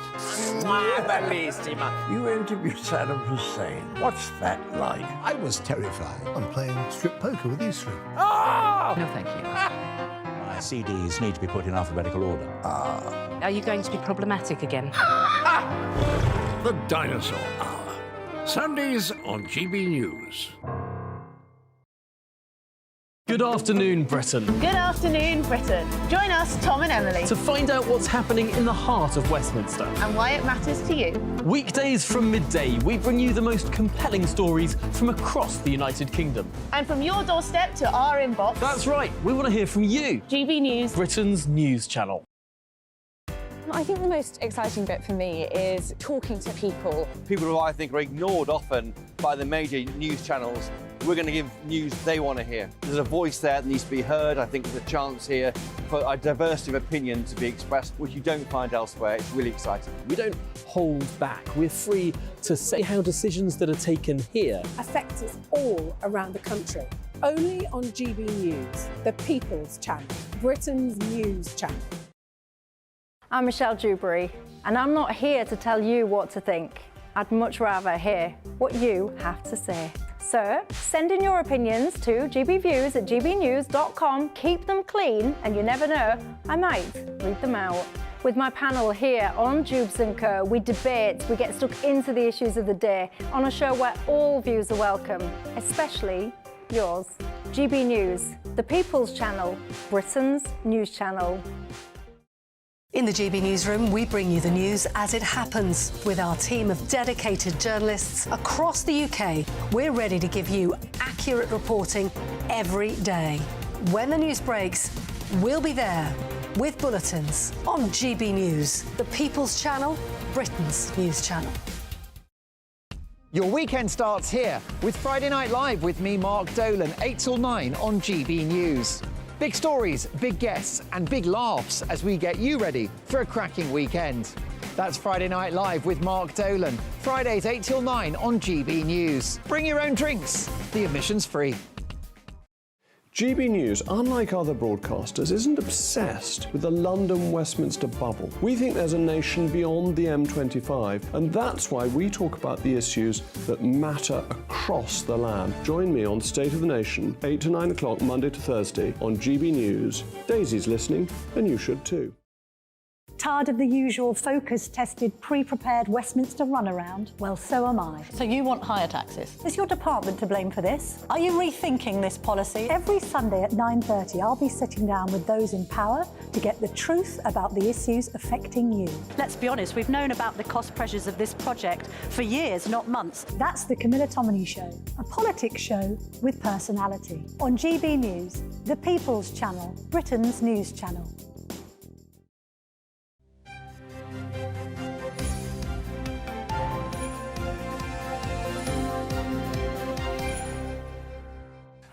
Isabel has just held a sneeze in, and guess what happened to her? Very dangerous. It has to come out somewhere. Oh.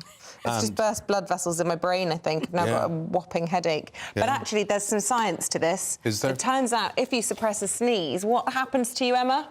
It's really bad for you. There's a guy who's had a hole torn in his throat. What? As a result of suppressing a sneeze, which I have to admit I completely do and have to. What, have a hole torn in your throat? No, not yet, but I do suppress my sneezes because my granddad and my dad and then me did the most loud sneezes in the world. And so as a young girl sitting in school assembly, it was incredibly embarrassing. So I learned how to do that, you know, internal sneeze thing that people do. It's called a tracheal perforation. And apparently if you hold your nose and keep your mouth shut at the same time, it increases the pressure in your airways driven by a sneeze by up to 20 times.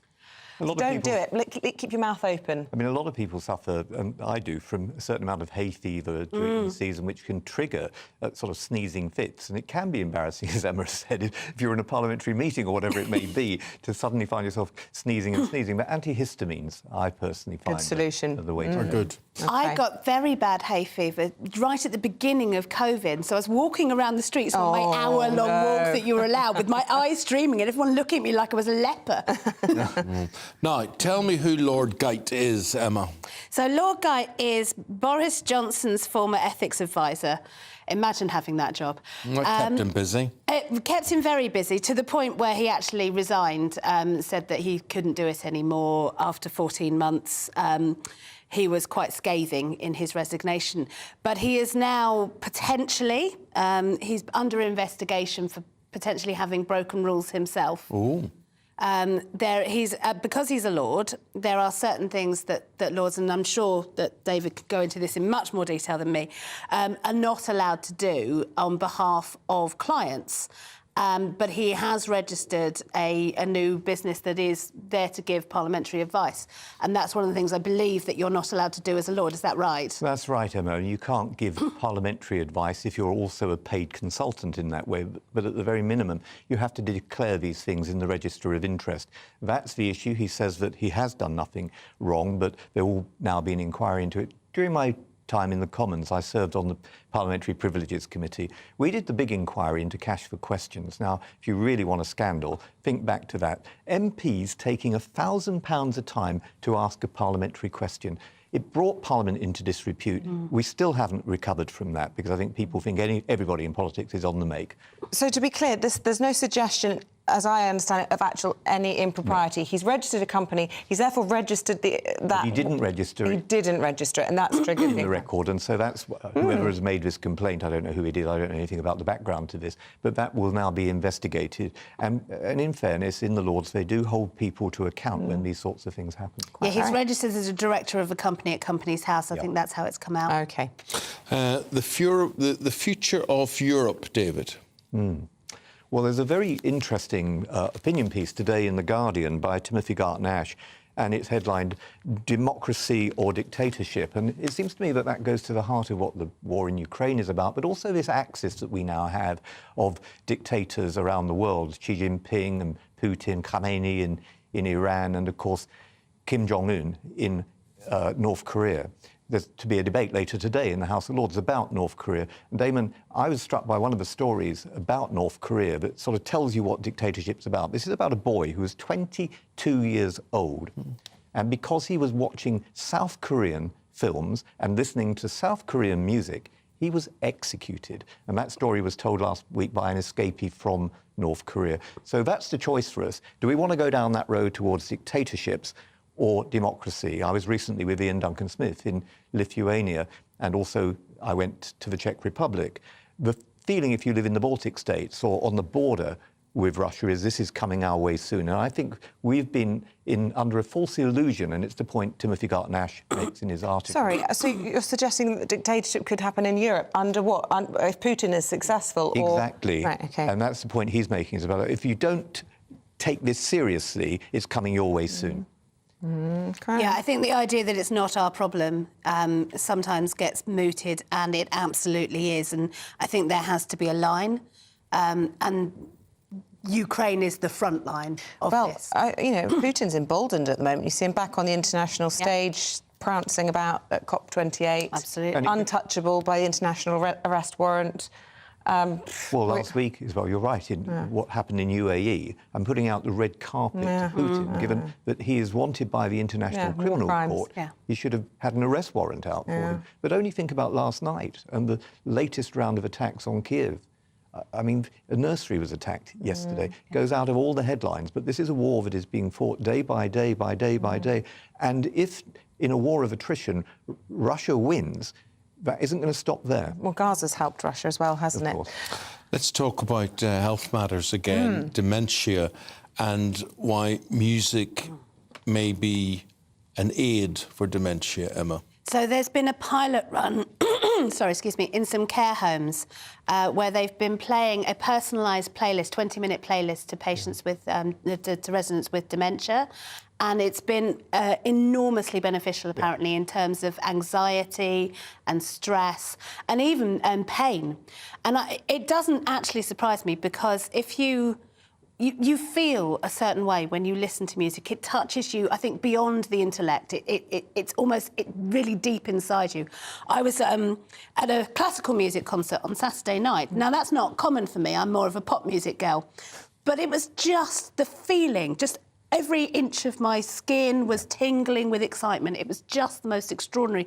And it bypassed my brain straight through to that back end of the brain, the amygdala, like just absolutely wonderful. I was at a carol concert, did the same. Absolutely. Well, my mum sang in a carol concert the Saturday before, and it was just wonderful to see. Can I ask a question, though? Am I unique in this? And you will say this is all down to my noise sensitivity. But does anyone else have some music that just sets their teeth on edge? Because I think the idea that all music automatically relaxes you. Imagine if you've got dementia and you're not able to necessarily say, this is actually putting me in a worse mood. If anyone played me the Lighthouse Family, well, I would be like, that would be terrible. My hubby has this habit. But that's why that personalised can't playlist. have silence in the house. We have to have music on all the time, and that really annoys me. I think things like in restaurants or bars, it irritates me that you can't talk to someone because it's always there in the background, and you think, what even is this music? It's not even one thing or the other. It's noise. Yeah, it can go both ways, and you've got to be therefore sensitive about this. But the research that's been done, it's an interesting story in the Mirror. It's been done in Lancashire,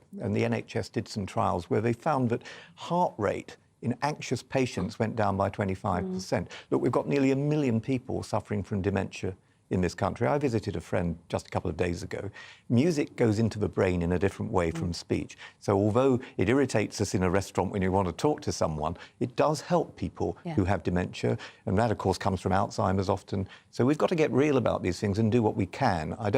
There's some interesting new research about being able to diagnose dementia and Alzheimer's earlier, but we don't have enough research into what we do about it once we've diagnosed it. And if music can help in this, we should use it more, especially in care homes and with individuals, and make sure, as you say, it doesn't set your teeth on edge. But for some people, it will the personalisation, I think, is key to that. So, people who know you and love you and know what you've been listening to all your life, or just going these days, get someone's Spotify playlist and see what they've been listening to. Perfect.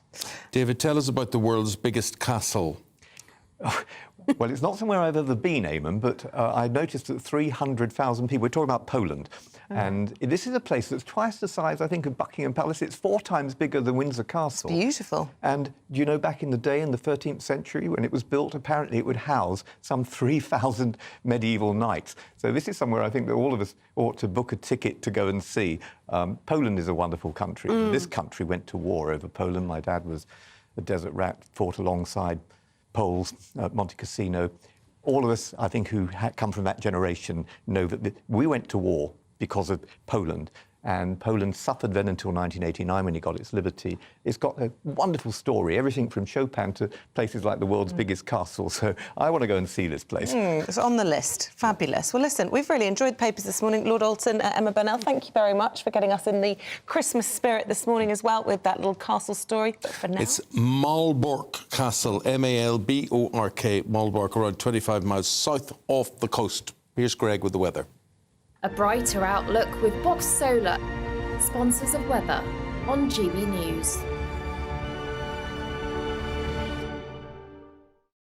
Good morning, I'm Greg Dewhurst. Welcome to your latest GB News forecast. A cloudy, damp start this morning, but it will brighten up from the northwest as we move through the day and mild across western areas. And you can see that cloud and rain across England and Wales. First thing, it slowly sinks its way southeastwards as we go through the day, allowing sunnier skies across Northern Ireland and Scotland to slowly push its way southwards. So a dry picture here. Still some blustery showers, though, across northwest Scotland, one or two of these heavy. But you can see the cloud holding on right through the day across the southeast. Cool here, 6 or 7 Celsius, but in the west, rising to 11 or 12, so above average for the time of year with generally light winds, so it won't feel too bad in that sunshine. Into the evening time, turning quite chilly, and overnight we'll see some mist and fog patches forming across parts of England and Wales, and under the clearest skies, perhaps a touch of frost. A little bit more of a breeze and cloud across the northern half of the UK will keep it frost-free here. 1 or 2 spots of light rain and drizzle, and still quite breezy here. 5 or 6 Celsius in the south, close to freezing in the countryside. Mist and fog patches slow to clear first thing, but then plenty of sunshine first thing across England and Wales. Just cloud amounts slowly increasing. Cloudier skies, though, across Northern Ireland and Scotland through Friday. An increasing risk of rain across the Highlands, pushing its way eastwards through the day. Some of this could be heavy at times. The wind staying quite blustery here in a mild day generally for most. Still a little chilly across some eastern coasts. See you soon. Looks like things are heating up. Boxed boilers, sponsors of weather on GB News. Still to come, the economy is the top story, and Liam Halligan will be back to explain all with analysis as well from Christopher Hope in Westminster. See you in a moment.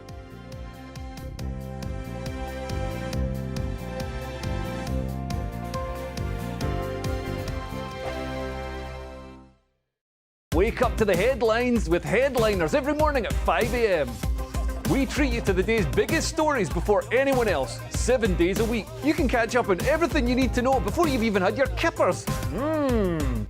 Headliners every morning at 5 a.m. only on GB News, the People's Channel, Britain's news channel. I'm Andrew Doyle. Join me at 7 o'clock every Sunday night for Free Speech Nation, the show where I tackle the week's biggest stories in politics and current affairs with the help of my 2 comedian panellists and a variety of special guests. Free Speech Nation, Sunday nights from 7 on GB News, the People's Channel, Britain's news channel. Big news, big debates, big opinion. Patrick Christie's Tonight is the week's biggest show. Every weekday, 9 to 11 p.m, we've got the inside track on the day's top stories. There'll be sharp takes you won't get anywhere else. We will set the news agenda, not just follow it, and I want to bring you along for the ride. Whatever it is, we'll have our finger on the pulse.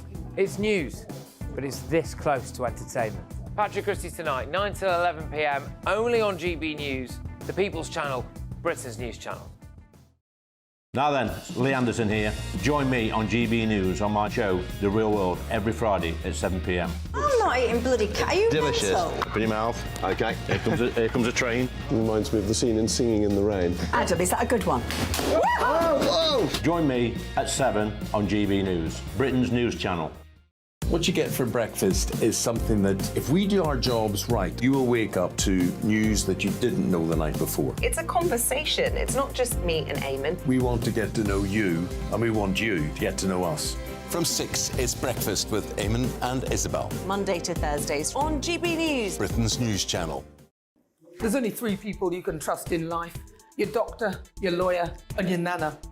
I'm not sure. So join me, Nana Aquare, at 3 p.m. every Saturday and Sunday, where we discuss the biggest topics of the weekend. Be ready for battle. Could you be quiet? What is this? It's my new teeth. It's your new teeth. I don't bite. Well, not without a good reason. Always honest, always fun. Every weekend at 3 p.m. on GB News, the People's Channel, Britain's news channel.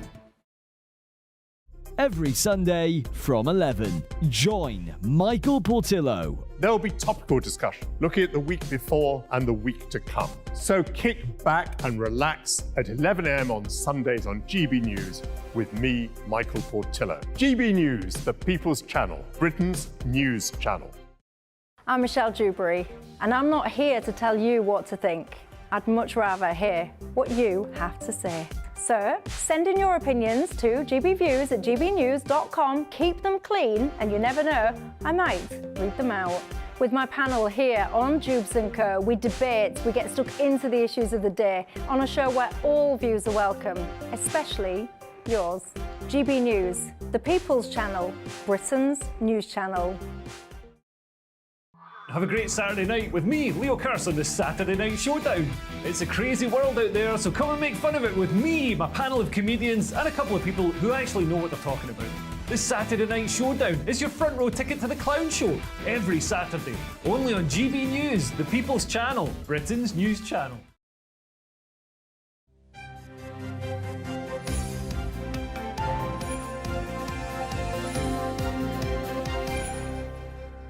Thursday, the 14th of December. You're very welcome. Eamonn and Isabel here at breakfast on GB News. And here's what's leading this morning. The economy is the focus for the day as the Prime Minister's forced to deal with getting the economy back on track. This comes as the final interest rate decision of the year is looming at midday, and Liam Halligan's here with all the latest.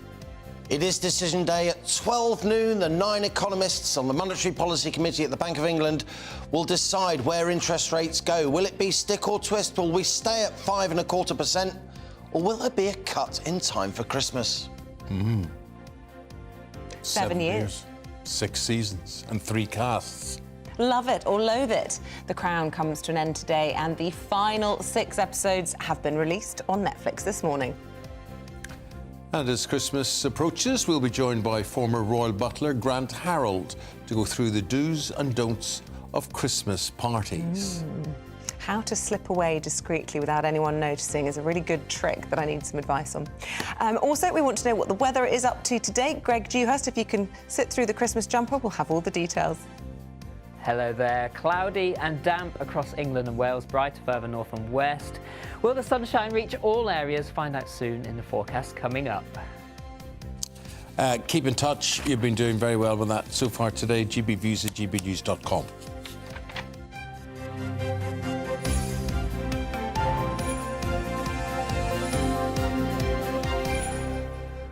The latest news we're getting on the economy is that Britain's economic growth has flatlined. The total size of the economy is shrinking. Yes, and later on today, the Bank of England will be holding their final rate-setting meeting for the year.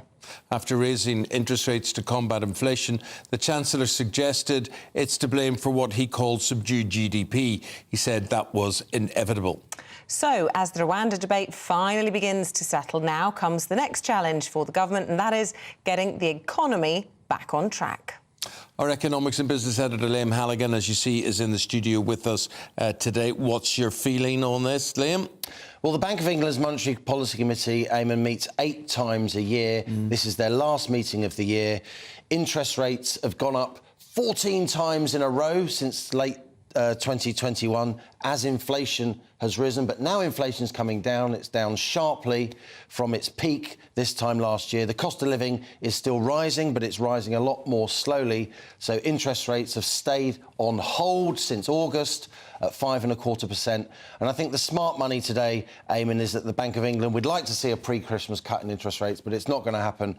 I think at 12 noon, the Bank of England will announce it's holding interest rates at 5.25%. So you'd think that was a wise decision if they do that, and generally you're sort of optimistic about the direction of travel in the year to come? I think the sort of base case scenario, to use sort of management speak, is that the economy will continue to improve as inflation comes down, but there are some whiz-bangs on the horizon.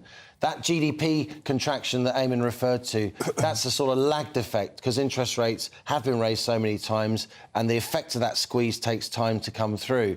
But now inflation's coming down, the economy should improve. But the whiz-bangs on the horizon include there could be a geopolitical flare-up in Russia-Ukraine, a spike in gas prices, a spike in oil prices.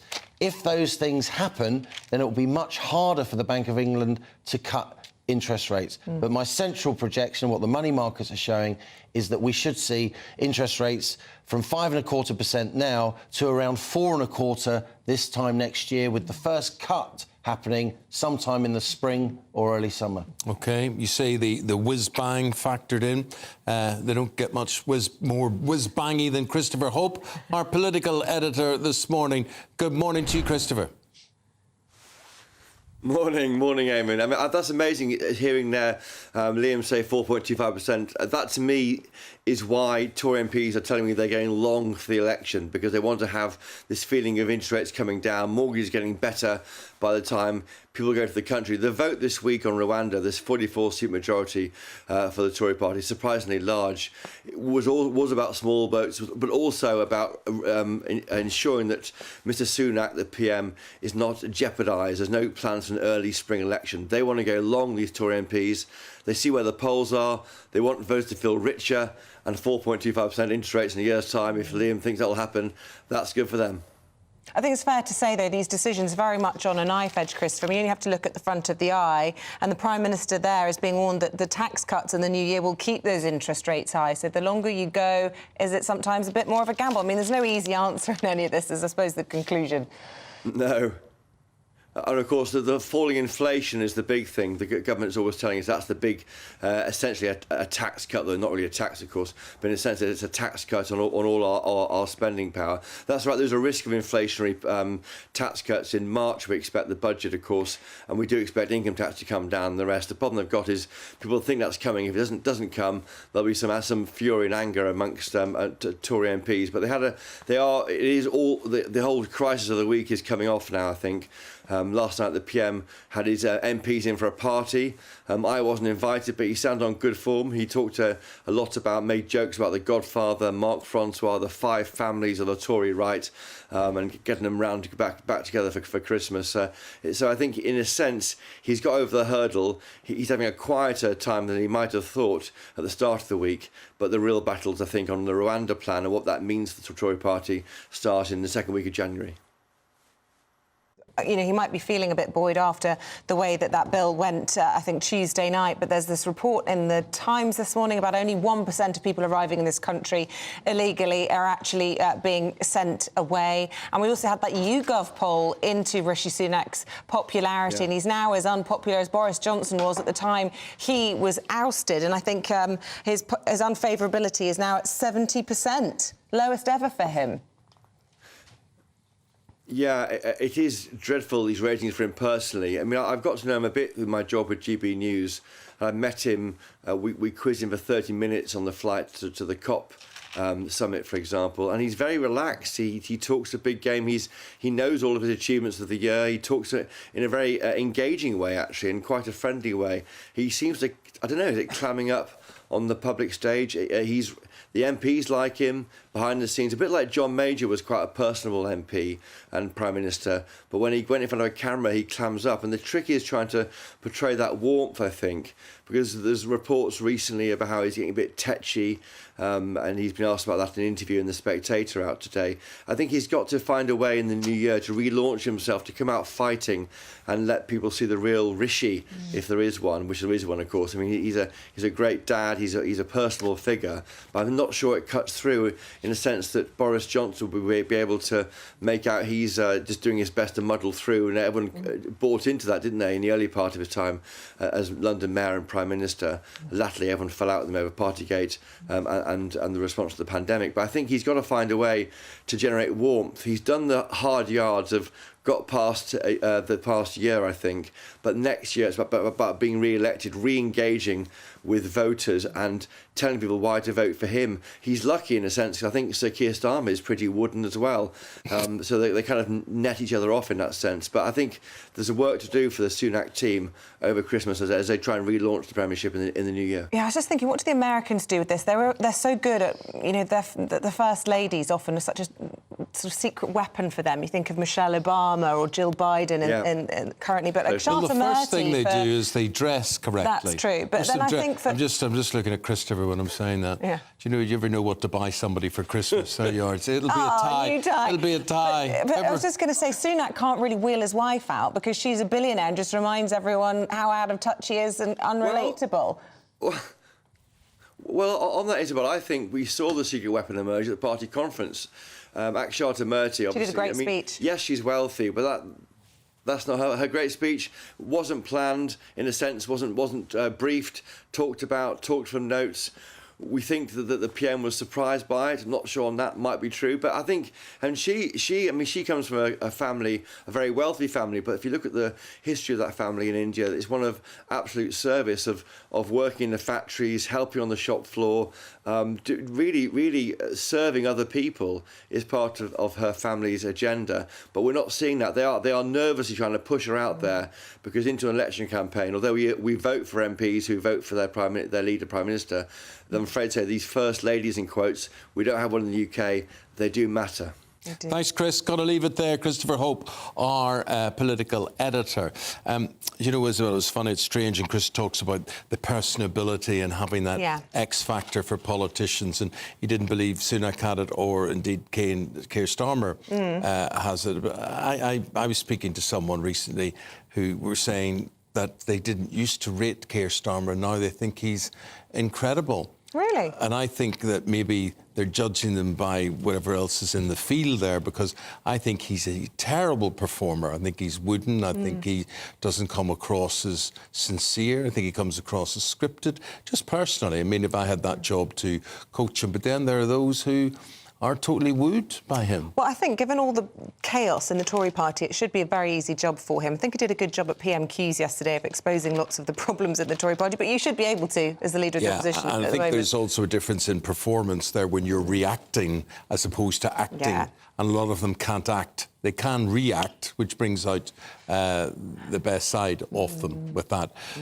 What about these two actors at 9:30 today? No problems with your reacting ties, to Andrew. everything in Britain's newsroom. Andrew and Bev, good morning. Good morning to you. How are you? Okay. I have to say, I don't think the Prime Minister's wife did make a very good speech at Tory Conference. Don't you? It was too long. No, it was awful. And I didn't I liked it, so there you go. I genuinely and I just think liked people it. who fall for that wife bit, the wife coming I on love to- all that. Exactly. I know you would, but I just go... Me too. Well, Way people too like me vote as well. sentimental. And yeah, Gordon Brown wheeled out his wife Sarah. It's very nice at two-party conferences. What difference did it make that he still lost the election? Yeah, but isn't it awful that you actually get people who are saying Keir Starmer comes across really well in comparison to Sunak? Because I think he's dire, absolute dire. Yeah. I do. He's no Blair, is he?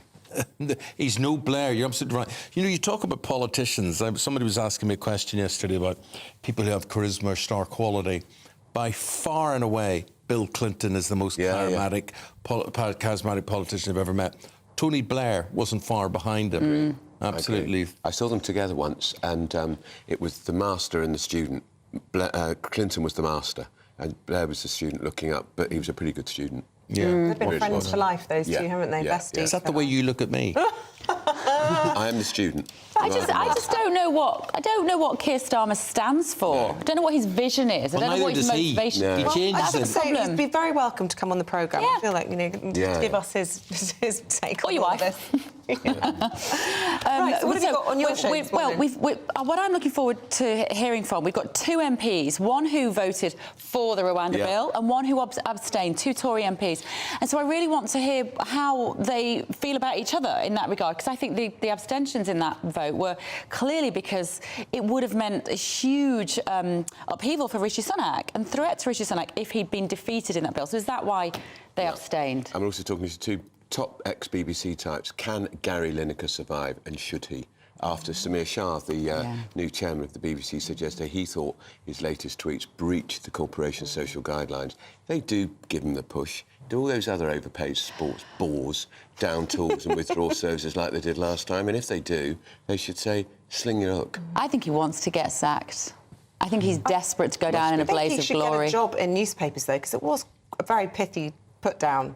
4 chaps. I mean, I thought he should be a headline writer. I just think he could make so much more money on one of the private sports channels. You will know this, Eamonn. And so it will make him much more of an attractive option if he's seen as a victim of cancel culture. What is all this with TV presenters now who want to stand on the soapbox and beat the drum? And I'm thinking of my dear friend Carol Vorderman, who I do ask, I say, why are you doing this? Why are you doing this? What does she say? Never mind. Oh, come on, Eamonn. You have the answers we want to know. From my point of view, I don't care enough about anything to get up on a soapbox. Unlike you do. I do. You do. But I don't really care. I mean, I care about animal welfare. I care about, children's welfare, certain things in the environment, perhaps. Do I care about them enough to lose my job? Probably not. We're in a very fortunate position, Andrew and I, because you host a sort of different sort of news show where you have to have a much more impartial take on the world. We can just be quite gobby and annoying, can't we? Well, you're very annoying. which does, plays to our strengths. Let's just say, I like to hear people's opinions. I don't have a problem with Carol Vorderman having an opinion. I like to hear what she has to say. I just think that she's angling for a House of Lords under the potentially the new Prime Minister in Keir Starmer. That's why my cynicism comes in with her, I'm afraid. I've got some breaking news to bring in, and actually might get a reaction from you, Andrew. This is in relation to the Blackpool South MP, Scott Benton. Apparently, he has just been suspended from the Commons for 35 days after being caught in a lobbying scandal. This is according to the Committee on Standards. It actually doesn't say which party he is. He's Tory. He's a Tory. Oh, dear. Yeah, it's another Tory. So, if it was 6 weeks suspension, there'd be almost certainly a trigger by-election. So we could end up with a by-election. Yeah, but I suspect he'll stay just shy of it. OK. So yet another crisis for Rishi Sunak. Pre-Christmas present for the PM. Yeah. There we go. Forget all your troubles. Enter our Great British Giveaway competition. Great prizes to be won. My able assistant here will model them for you, tell you. It's an iPhone, shopping vouchers and 10 grand in good hard cash. Here's all the details of how you can enter. It's the Great British Giveaway, your chance to win 3 amazing prizes that will get your new year off to a great start. First, there's a terrific £10,000 in cash to be won. Imagine what you can do with that. We'll also give you a tech update with the very latest iPhone 15 Pro Max, plus £500 worth of shopping vouchers to spend in your favourite store. The retail therapy could be on us. For your chance to win the iPhone, the vouchers and £10,000 cash, text GBWIN to 84902. Text costs £2 plus 1 standard network rate message. Or post your name and number to GB01, PO Box 8690, Derby DE1 9TT. UK only. Entrance must be 18 or over. Lines close at 5 p.m. on Friday, the 5th of January. Full terms and privacy notice at gbnews.com/win. Good luck. Now, do you have a Christmas party or are you a bit of an antisocial Grinch? I'm looking at you. Well, we've got top tips on the do's and don'ts, how to get out of them if you don't want to. If you ask me, am I going to stand wearing a stupid jumper with a lot of people? I don't like standing. I don't like talking in crowds. I take them or leave them. Yeah. Well, listen, let's get the tips in just a moment from Grant Howard, former royal butler, who knows a thing or two how to do a party.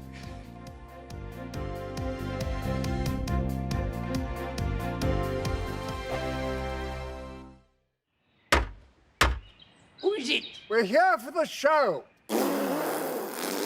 Welcome to the Dinosaur Hour with me, John Cleese. I was married to a therapist. And you survived? I thought we were getting Hugh Laurie. Second best. You interviewed Saddam Hussein. What's that like? I was terrified. I'm playing strip poker with these 3. Oh! No, thank you. My CDs need to be put in alphabetical order. Are you going to be problematic again? The Dinosaur Hour. Sundays on GB News.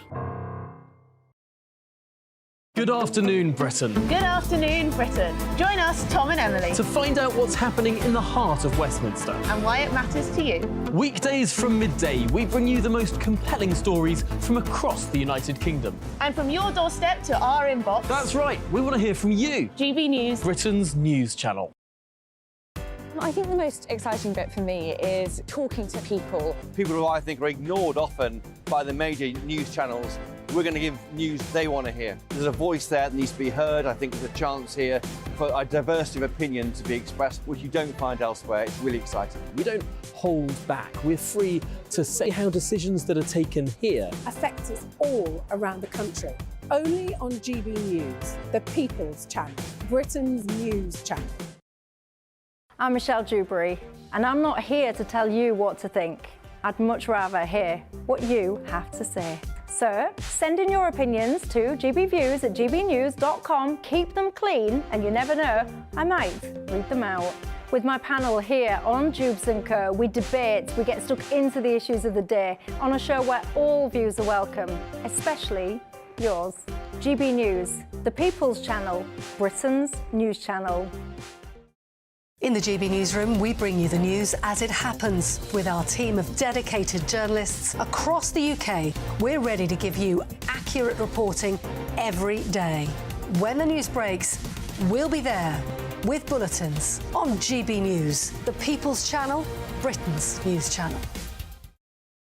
Your weekend starts here with Friday Night Live with me, Mark Dolan, 8 till 9 on GB News. Big stories, big guests and big laughs as we get you ready for a cracking weekend. That's Friday Night Live with Mark Dolan, Fridays 8 till 9 on GB News. Bring your own drinks, the admission's free. GB News, unlike other broadcasters, isn't obsessed with the London-Westminster bubble. We think there's a nation beyond the M25, and that's why we talk about the issues that matter across the land. Join me on State of the Nation, 8 to 9 o'clock, Monday to Thursday, on GB News. Daisy's listening, and you should too. Tired of the usual focus-tested, pre-prepared Westminster runaround? Well, so am I. So you want higher taxes? Is your department to blame for this? Are you rethinking this policy? Every Sunday at 9:30, I'll be sitting down with those in power to get the truth about the issues affecting you. Let's be honest, we've known about the cost pressures of this project for years, not months. That's the Camilla Tominey Show, a politics show with personality. On GB News, the People's Channel, Britain's news channel.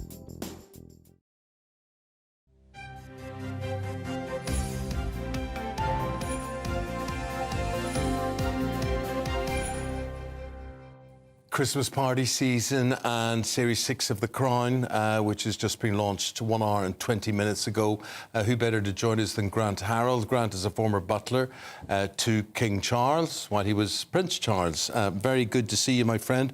What was party time, what was Christmas time like in the royal household? Quite different to the normal kind of Christmas party, because obviously you had the King there, the now Queen, and on occasions William and Harry, so you had to be in your best behaviour.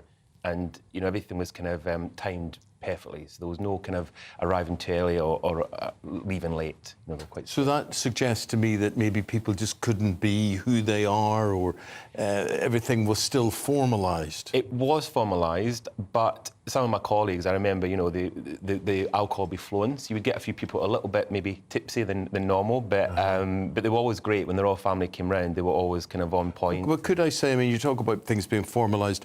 In my experience, the present Queen, certainly one of the most sociable people that I have ever met in royal circles. She really was, and that's just something that her son is also equally very good at. I mean, they do a lot of entertaining, obviously, throughout the year, but what was nice and also a surprise was getting invited to these parties. I didn't know as a butler you would get invited to different events and parties and things, so it was great fun. So tell me, you know, the King we hear, he likes to, you know, make an appearance, do the obligatory hellos, but he also likes to get his sleep, and he likes a routine and an early night. So would he make a sort of discreet exit? What's the social etiquette around a swift exit from a party? He was very clever. He would arrive, he would go around, and he would meet everybody. He would meet groups. We would all be put into groups or sometimes individually. He would meet literally everybody. You get a chance to have a chat with him, have a photograph with him.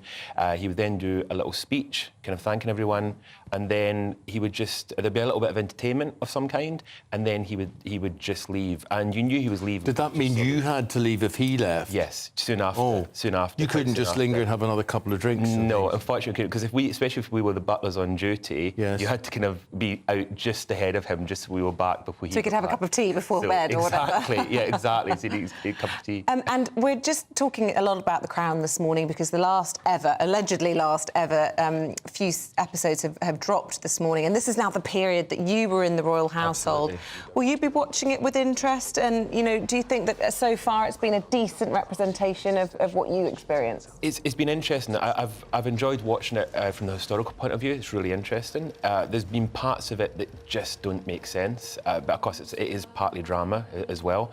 This one I'm going to take with a lot of interest because obviously there's parts For example, the King and the Queen's wedding, which I was at. So I think there's some footage of that in there. I was there as a guest, so it'll be interesting to see how accurate it is. Tell us what the wedding was like as a guest then. It was amazing. I mean, again, didn't expect to be invited. I shouldn't actually have gone. I hadn't been there long enough, and I got a personal invitation from the King and Queen, which was, it was only friends and family that they could, obviously they were inviting, and because I hadn't been there long enough, I got an invitation under that. So I was quite lucky to get to go. But it was great fun, and the Queen was amazing. She even did a speech at it, really funny speech. That's so nice. It was great fun. Would the King or Queen be aware of your burgeoning media career? Would they mention it to you? I'm not too sure, but my social media has kind of taken off a little bit, and I actually saw the King and Queen a year ago, just after the Queen had passed, in Scotland, and it was quite interesting. The King, obviously he recognises me, but I hadn't actually seen the Queen for about 10 years, and as soon as she saw me, she recognised me. And my friend I was with joked, said, maybe she recognises you now from your social media. Indeed. Etiquette tips. Got to leave it there. Thank you very much indeed. Thank you very much. Royal Christmas parties and The Crown on Netflix, season 6 dropped this morning. That's it from us. We're back again from... No, we're not back again for tomorrow. No, we'll see you next Monday. But up next, it is Andrew and Bev. Have a lovely day. Good morning. I'm Greg Dewhurst. Welcome to your latest GB News forecast. A cloudy, damp start this morning, but it will brighten up from the northwest as we move through the day and mild across western areas. And you can see that cloud and rain across England and Wales. First thing, it slowly sinks its way southeastwards as we go through the day, allowing sunnier skies across Northern Ireland and Scotland to slowly push its way southwards. So a dry picture here. Still some blustery showers, though, across northwest Scotland, 1 or 2 of these heavy. But you can see the cloud holding on right through the day across the southeast. Cool here, 6 or 7 Celsius, but in the west, rising to 11 or 12, so above average for the time of year with generally light winds, so it won't feel too bad in that sunshine. Into the evening time, turning quite chilly, and overnight we'll see some mist and fog patches forming across parts of England and Wales, and under the clearest skies, perhaps a touch of frost. A little bit more of a breeze and cloud across the northern half of the UK will keep it frost-free here. 1 or 2 spots of light rain and drizzle, and still quite breezy here. 5 or 6 Celsius in the south, close to freezing in the countryside. Mist and fog patches slow to clear first thing, but then plenty of sunshine first thing across England and Wales. Just cloud amounts slowly increasing. Cloudier skies, though, across Northern Ireland and Scotland through Friday. An increasing risk of rain across the Highlands, pushing its way eastwards through the day. Some of this could be heavy at times. The wind staying quite blustery here, and a mild day generally for most. Still a little chilly across some eastern coasts. See you